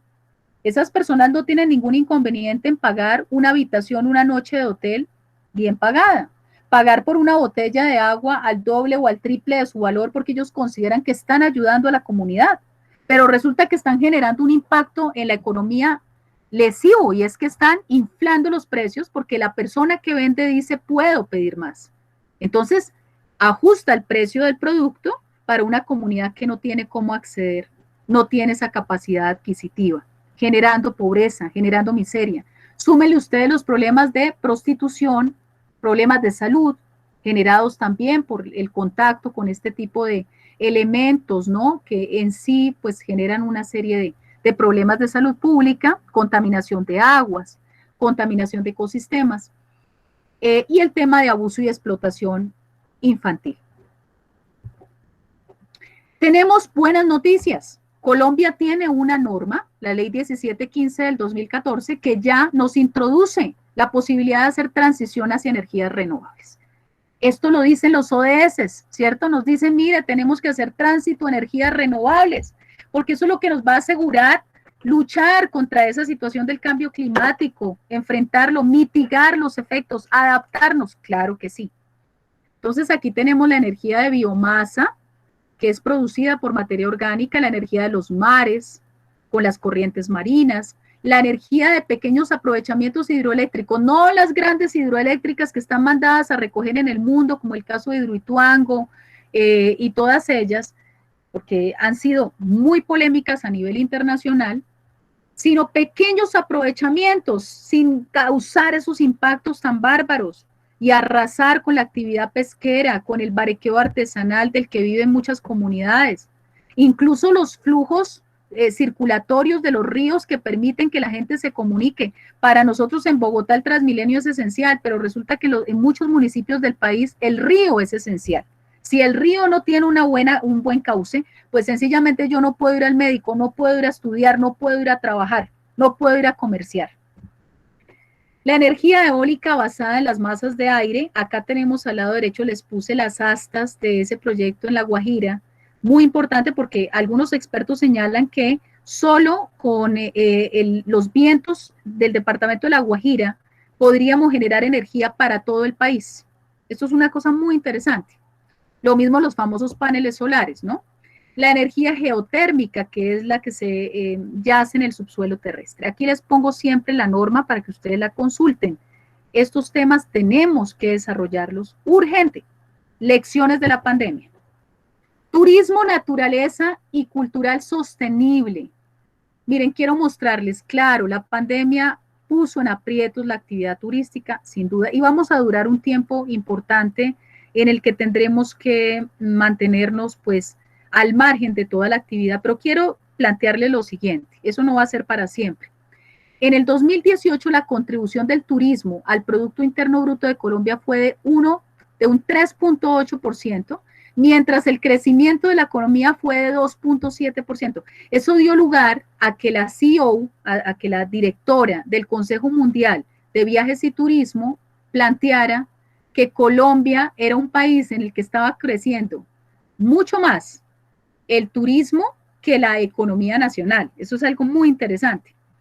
El comercio, los hoteles y restaurantes generaron más de 6 millones de empleos, equivalentes al casi 27% para el 2018, según la Asociación Hotelera y Turística de Colombia, Cotelco. ¿Qué necesitamos en Colombia? Una política nacional de promoción del turismo sostenible que garantice inclusión social, cuidado y preservación del patrimonio ambiental y cultural del país y obviamente erradicar toda forma de trata, explotación y abuso contra niños y niñas. Nosotros no podemos ser tan indignos de permitir la llegada de grandes cruceros a Cartagena, de personas que vienen, depredadores sexuales, a abusar de niñas y niños cartageneros. Eso es un tema que de verdad tenemos que replantear y tenemos que aprender. El Papa Francisco, cuando estuvo en Colombia, habló claramente de ese contubernio, ¿no? Y dijo, acá están metidos, untados todos, hoteleros, conductores de taxis, personas en los mismos aeropuertos, personas de la misma comunidad que venden a sus niños y niñas. Ojo con esto. El eje cafetero, otro epicentro del abuso y explotación contra niños y niñas. En Medellín, Bogotá, es gravísimo. Esto no lo podemos permitir. Entonces el turismo acá tiene que ser sostenible.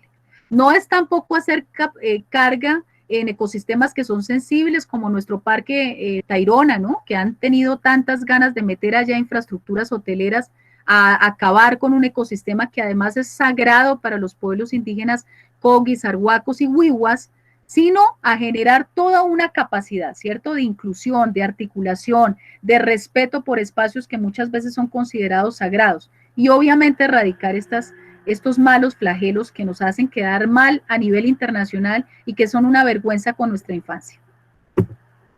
Servicios ecosistémicos. Colombia podría vivir del pago por servicios ambientales e incentivos a la conservación.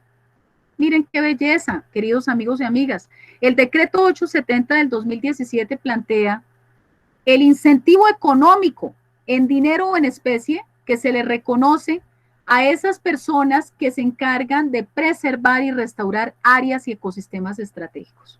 Entonces, si yo convierto a esas comunidades campesinas, indígenas, afrocolombianas, reinsertadas en aliadas de la conservación y no en aliadas de las mafias de la tala ilegal de maderas, no aliadas de los que están deforestando nuestras selvas y acabando con nuestros ecosistemas, sino convirtiendo el pago por servicios ambientales en una oportunidad de vida sostenible para esas comunidades, vamos realmente a avanzar muchísimo en un horizonte mucho más claro de desarrollo nacional. Entonces los colombianos tenemos esa oportunidad maravillosa y ya tenemos normativas. Tenemos que ponernos juiciosos a reglamentar, a exigir de nuestro Estado que avancemos en esta materia, en la implementación y sobre todo entender que esto es una apuesta ganadora.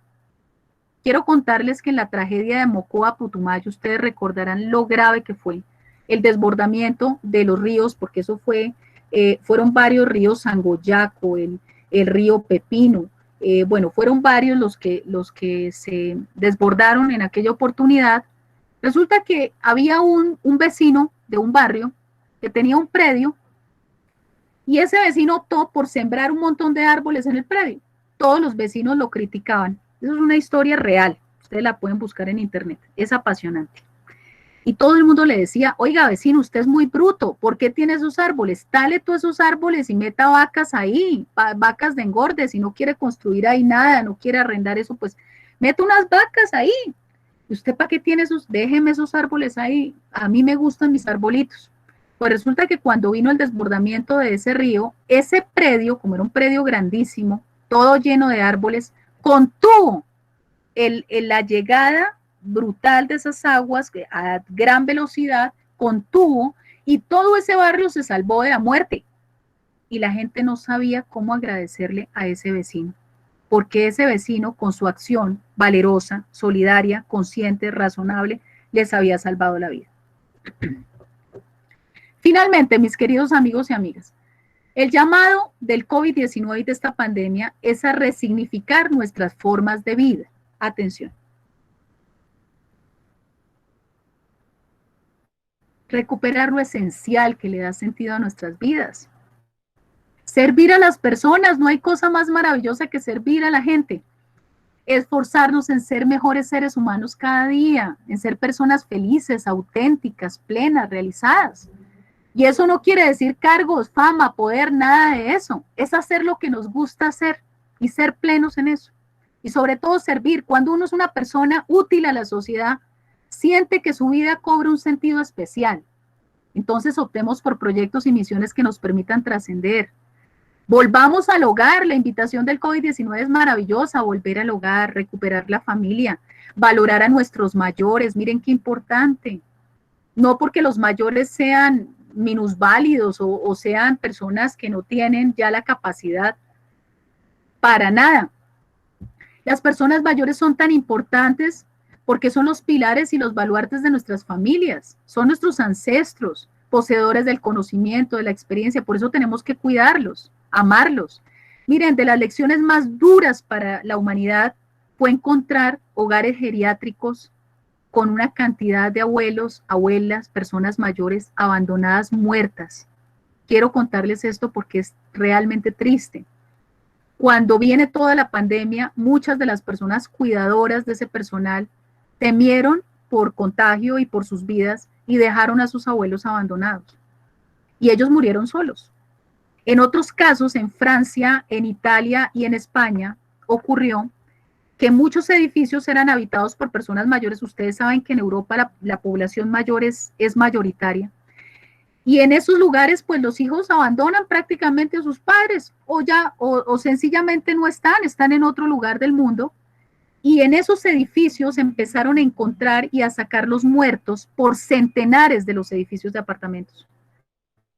Cuando ya las personas, pues los cuerpos estaban en un alto grado de descomposición. Porque realmente es una sociedad desafortunadamente que ha perdido el respeto y el amor por sus mayores. Ojo con esto. Aquí en Colombia, el 25%, solo el 25% de los 5 millones, más de 5 millones de compatriotas que son mayores de 60 años, alcanzan a la pensión, logran tener el derecho a la pensión, el 75% no la tienen. Estas personas necesitan de todo nuestro apoyo solidario. Yo los quiero invitar a, si ustedes tienen personas en sus familias, en sus comunidades, en sus conjuntos residenciales, en los barrios, que conozcan que sean mayores y nadie ve por ellos, mandarles un mercadito, mandarles los jabones, mandarles los tapabocas, hacerles una llamada, porque a veces no solamente el tema de alimentación, sino es el tema de la salud mental. Erradicar definitivamente las violencias y maltratos al interior de nuestras familias, contra nuestras mujeres, nuestros niños y niñas, la violencia interpersonal, ¿no? Las intolerancias, eso es algo que tenemos que echar para atrás. Estos feminicidios, ojo, ¿no? Más de 100 feminicidios durante este tiempo nos tienen que remover como sociedad, nos tienen que poner a reflexionar sobre el respeto por las mujeres. Ser gratos, amables, ponernos en los zapatos del otro, ser empáticos y generosos. Tratar de comprender antes de juzgar. Siempre esa es mi recomendación. Segundo, reconciliarnos con la naturaleza transformando nuestro modelo de vida y desarrollo. Que no nos pase, mis queridos amigos y amigas, que ahorita por lo del COVID decimos, ay no, como nos vamos a contagiar en el Transmilenio, en el SITP, toca comprar carrito particular. Y nos vamos a llenar de carros particulares y vamos a irnos al trancón, pero lo que es peor, vamos a empeorar la calidad del aire de la ciudad. Entonces vamos a tener que utilizar tapabocas no solamente por COVID-19, sino porque el aire estará tan contaminado, tan cargado de material particulado, que si no lo hacemos, entonces vamos a tener un alto riesgo de enfermarnos y morirnos, porque antes de la pandemia teníamos un indicador por debajo de su registro, pero alarmante, de 2.000 personas muertas cada año en Bogotá por enfermedades asociadas a la contaminación del aire, a la mala calidad del aire. Entonces aquí debemos privilegiar el uso de la bicicleta. Si hay alguien que esté en la videoconferencia, que llegue allá a la Universidad Militar en bicicleta, mire, por favor, esos son los héroes y heroínas de nuestro tiempo. Compartir el vehículo particular, hacer rutas. A mí me encanta, cuando yo hice mi MBA, mi especialización, tenía compañeros maravillosos. Yo nunca he tenido carro, no me ha gustado. Y resulta que había compañeros que decían, compañeras, yo tengo el carro, voy para el norte, voy para el sur, voy para el centro. ¿Quién les sirve? Generosos, bellísimos. Llegaban más tarde, más agotados, pero con esa satisfacción de haber ayudado a los demás. Y haber generado una menor huella ecológica, un menor impacto ambiental. Esto significa también fortalecer los sistemas de transporte público. Sin duda tenemos que hacer aquí un llamado a los grandes empresarios del transporte, porque a veces la lógica que impera es la lógica económica. En este caso vamos a tener que mandar una flota mayor en horarios pico para no propiciar el contagio. Eso tiene que ver con fortalecer los sistemas de transporte público. Así lo están haciendo las naciones desarrolladas.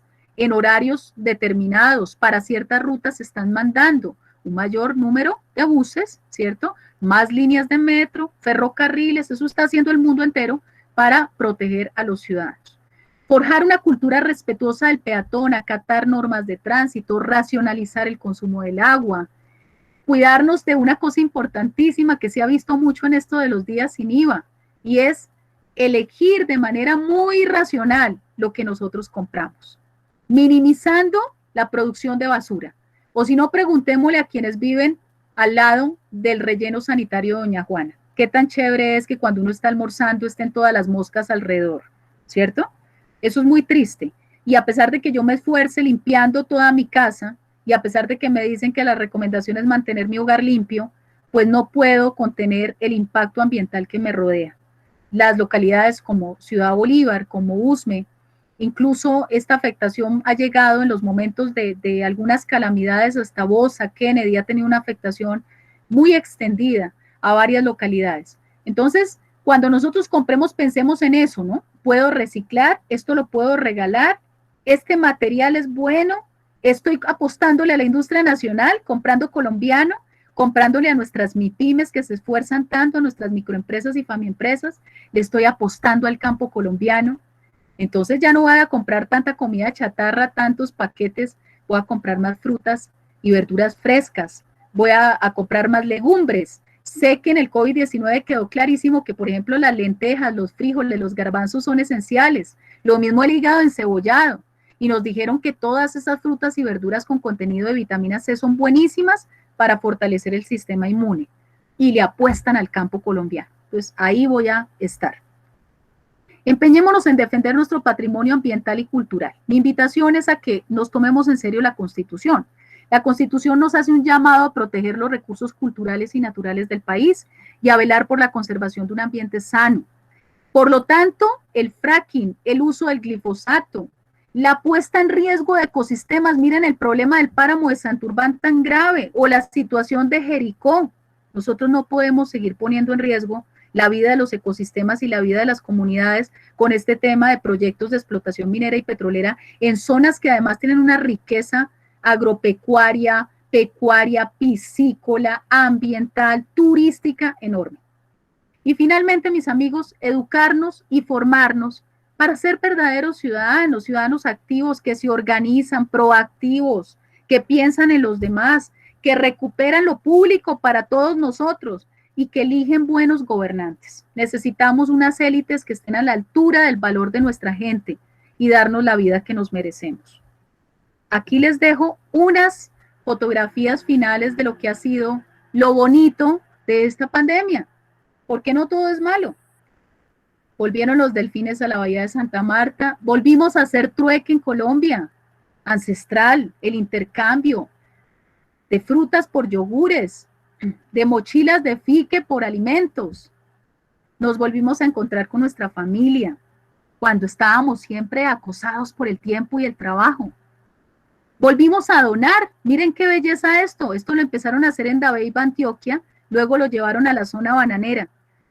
Unos sitios donde las personas ponían un cartel, yo cuento contigo, tú cuentas conmigo. Si necesitas, toma, si te sobra, dona. La persona que tenía algo que donar lo ponía en la mesita, pero si alguien necesitaba algo de eso que estaba ahí, lo tomaba sin problema. Y eso lo empezaron a poner en barrios, ¿sí? Y la gente respetuosa de ese proceso, porque en ningún lado nadie ha llegado a robarse nada. La gente ha tomado lo que necesita y ha dejado lo que le sobra. Todo eso tenemos que llevarlo consigo, no es que lo aprendimos y lo dejamos ahí, no, eso tiene que quedar como legado para la humanidad. Por aquí les dejo mis daticos, el correo electrónico y el celular, y abiertos a las preguntas. Muchas gracias. Gracias, Dion, por tu excelente intervención. Una mirada bastante completa y muy profunda de todo lo complejo que ha significado para Colombia esta pandemia, y asimismo nos dejas también unas soluciones y unas ideas que nos dejas también lo bueno, ¿no? Rescatas también lo bueno que el colombiano logra de alguna forma resaltar o sacar adelante cuando se encuentra en estos contextos. Vamos con algunas de las preguntas, nos quedan todavía 20 minuticos. Puedes leer las preguntas, ¿cierto? Tienes una del área de estadística y la oficina de planeación, para que por favor les des respuesta.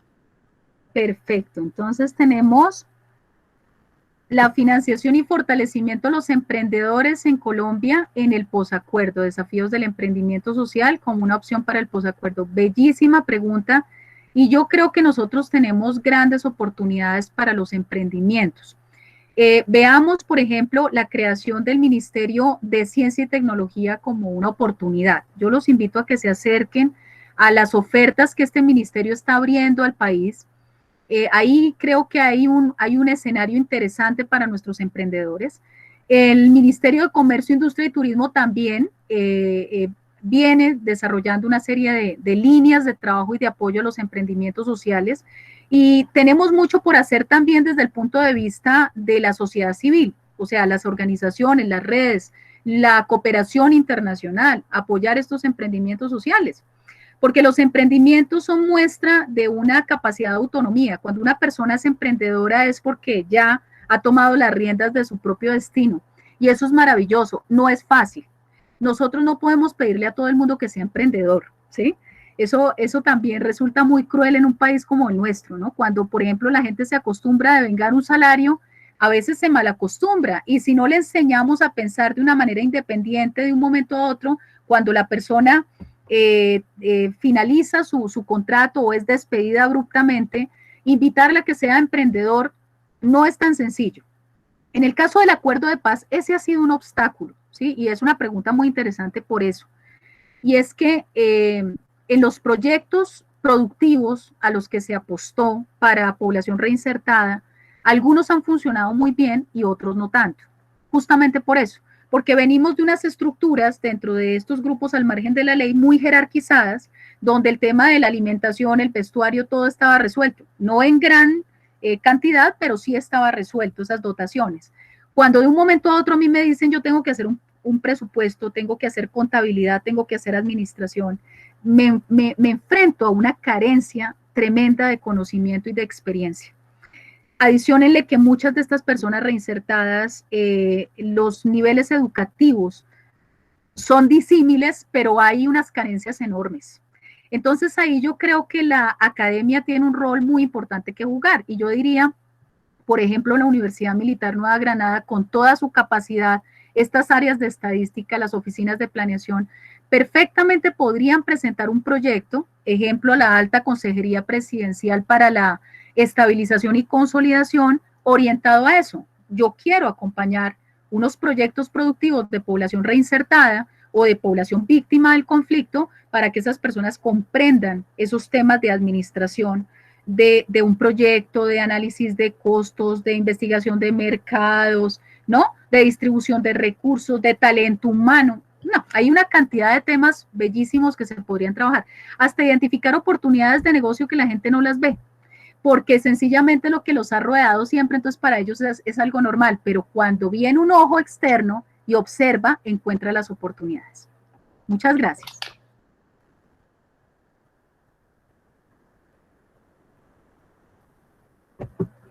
Listo, estamos mirando por acá los comentarios. Sí, totalmente, Carlos Fernando, de acuerdo. Tienes una de Ángela Hernández. De Ángela, sí. Entonces, ¿qué debemos hacer nosotros como sociedad para contribuir a la desaglomeración de las principales ciudades? Muy bien, excelente.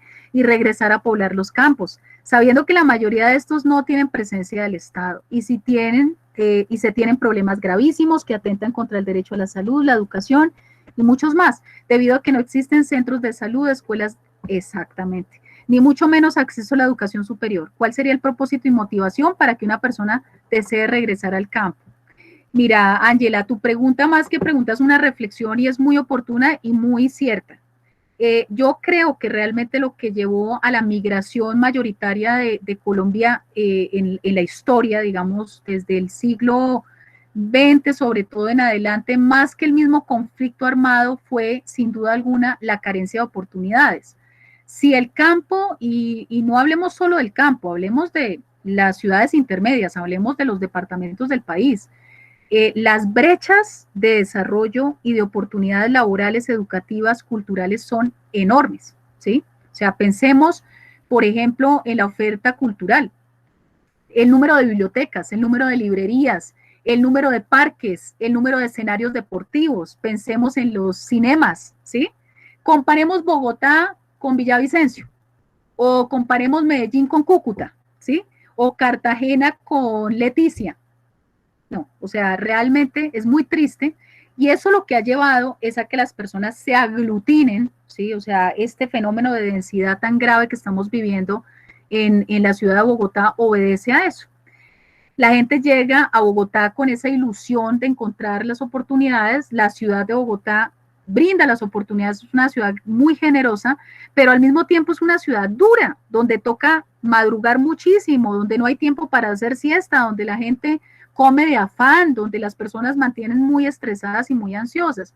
Entonces, es sin duda alguna un reto nacional, es un reto de Estado, de todos los actores, empezar a migrar.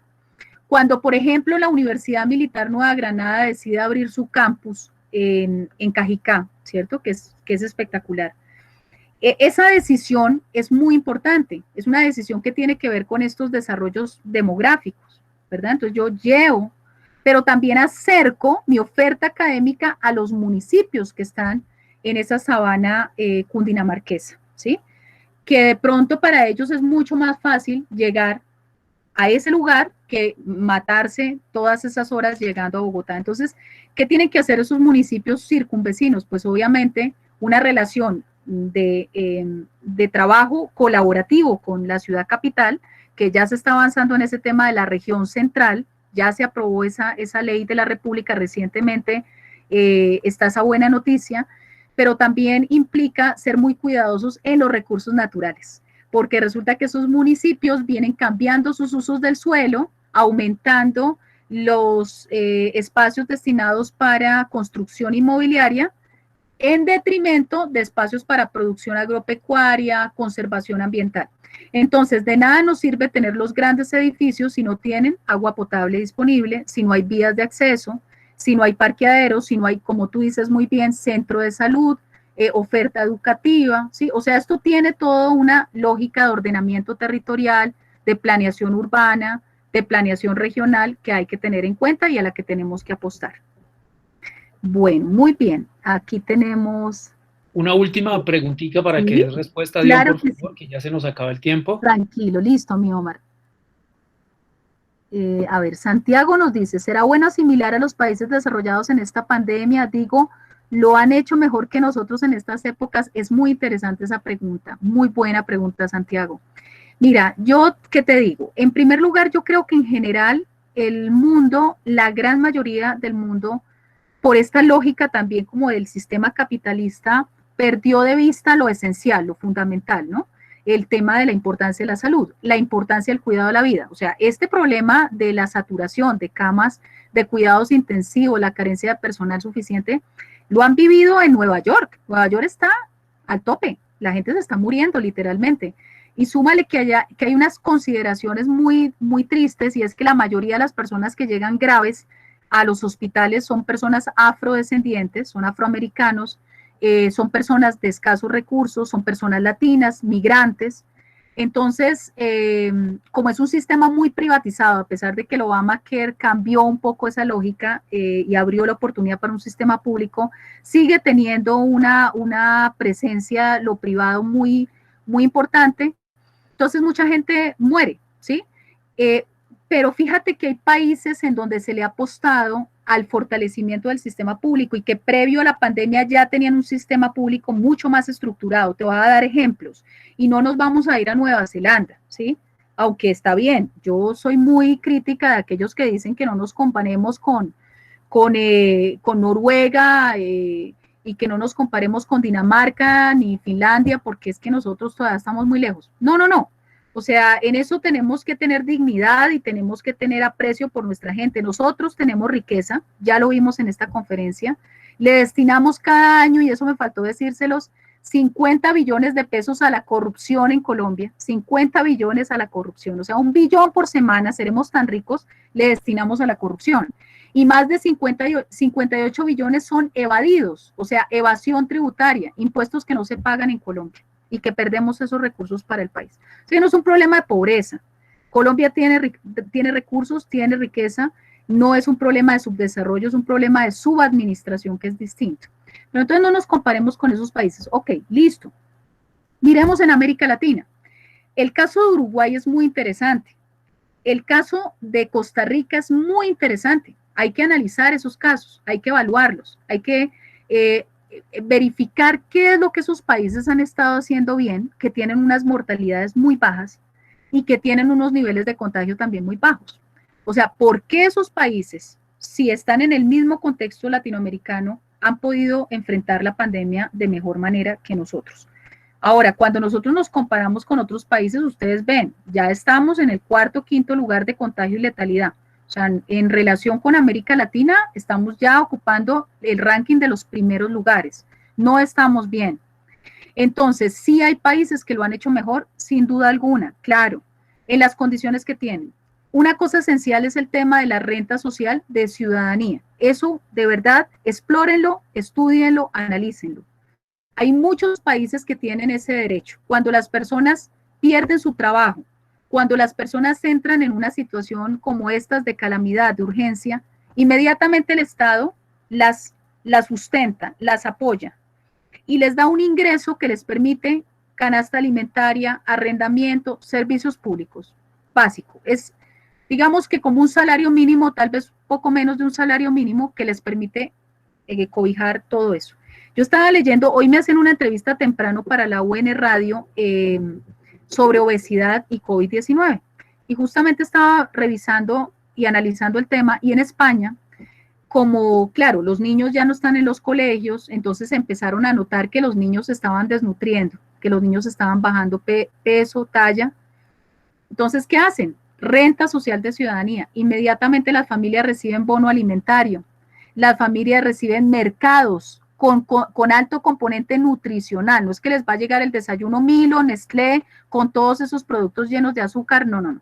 Les llegan productos nutritivos, saludables, reforzados, vitaminas, y resulta que esos niños inmediatamente mejoran su desarrollo cognitivo, todo lo que está, obviamente, su desarrollo físico, emocional, porque tiene que ver con todo. Entonces, fíjense que no es solamente el sistema sanitario, es todo lo que hay alrededor, todas las políticas públicas, las decisiones que nosotros tomamos como Estado. No sé si ustedes supieron en estos días, y con esto ya terminamos, un debate nacional muy agudo porque la Universidad Javeriana, el Observatorio Fiscal, sacó a la luz una información muy polémica. Ellos investigaron la ejecución presupuestal para la pandemia del COVID-19. En una primera fase se había anunciado que íbamos a invertir 8.2 billones de pesos para atender la pandemia. La gente de la Javeriana empezó a analizar los informes del Ministerio de Hacienda y encuentra que de eso solo hemos invertido 450 mil millones, ni siquiera hemos llegado al billón. Entonces, claro, el observatorio saca a la luz de los medios de comunicación esa información, las cámaras llegan a preguntarle al viceministro de Hacienda y el viceministro responde lo siguiente, dice, estamos esperando a que lleguemos al pico para invertir. Esa respuesta deja mucho que desear, porque ya superamos los 4.000 muertos en Colombia. ¿Qué es lo que estamos esperando? Para salvar la vida, para salvar la salud de los colombianos. Entonces, realmente yo creo, Santiago, que sí lo podemos hacer mejor y que sí nos merecemos un mejor Estado, unas mejores élites, unos mejores gobernantes, como aquí alguien más arribita lo identificó, creo que desde el principio de la conferencia, Carlos Fernando decía, es hora de aprender a votar por gobernantes que le den realmente importancia a la vida y al medio ambiente. Yo creo que esa es la conclusión de la conferencia, y eso tiene que ver con nosotros, cotidianamente, porque no solamente el gobernante, es lo que yo hago en el día a día que transforma la sociedad. Cuando yo soy cuidadoso, por ejemplo, en el tema de las basuras, separo en la fuente, reciclo, ahorro agua, soy respetuoso con mi pareja, soy amoroso, soy agradecido con las personas con las que me encuentro todos los días, estudio los temas, no trago entero, ¿cierto? Yo estoy haciendo un ejercicio ciudadano fundamental. Y eso es a lo que estamos llamados todos y todas para tener una vida buena. Yo creo que nosotros los colombianos necesitamos elevar la autoestima, creer en nosotros mismos, pensar que sí podemos, y sí que podemos, y lo hemos demostrado.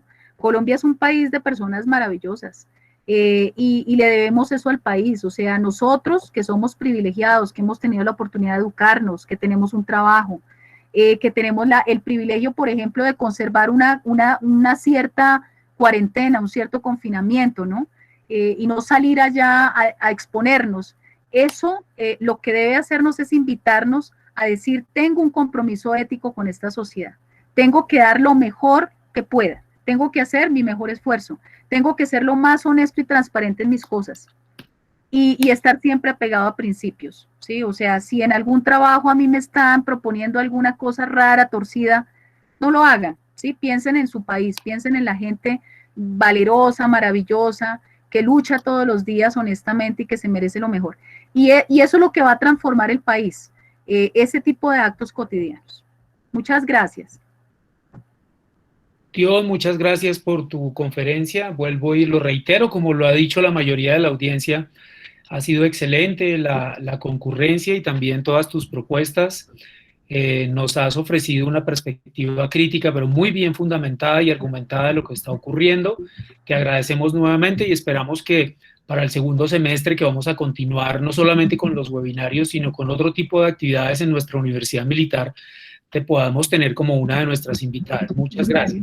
Muchas gracias a todos y a todas. Fue un gusto compartir en esta mañana con ustedes. qué rico que aprovechen al máximo y bueno, querido Omar, me imagino que esto va a quedar grabado para que lo podamos difundir al máximo. Sí, nosotros vamos a hacer unas memorias y las vamos a subir a un micrositio y como estamos construyendo el Observatorio de Sostenibilidad de la Universidad, pues entonces vamos también a crear varios espacios de difusión de todo esto que hemos venido acopiando. Muchas Muchas gracias a todos gracias. nuestros asistentes. Nos vemos de hoy en 8 días, donde tendremos la oportunidad de escuchar a la doctora Eliani López, quien es doctora en Ecología y Conservación de la Universidad Federal de Paraná. Ella nos va a hablar sobre energías limpias y universidades, un tema también supremamente relevante. Nos vemos entonces, gracias a todos. Hasta pronto. Muchas gracias. Hasta luego.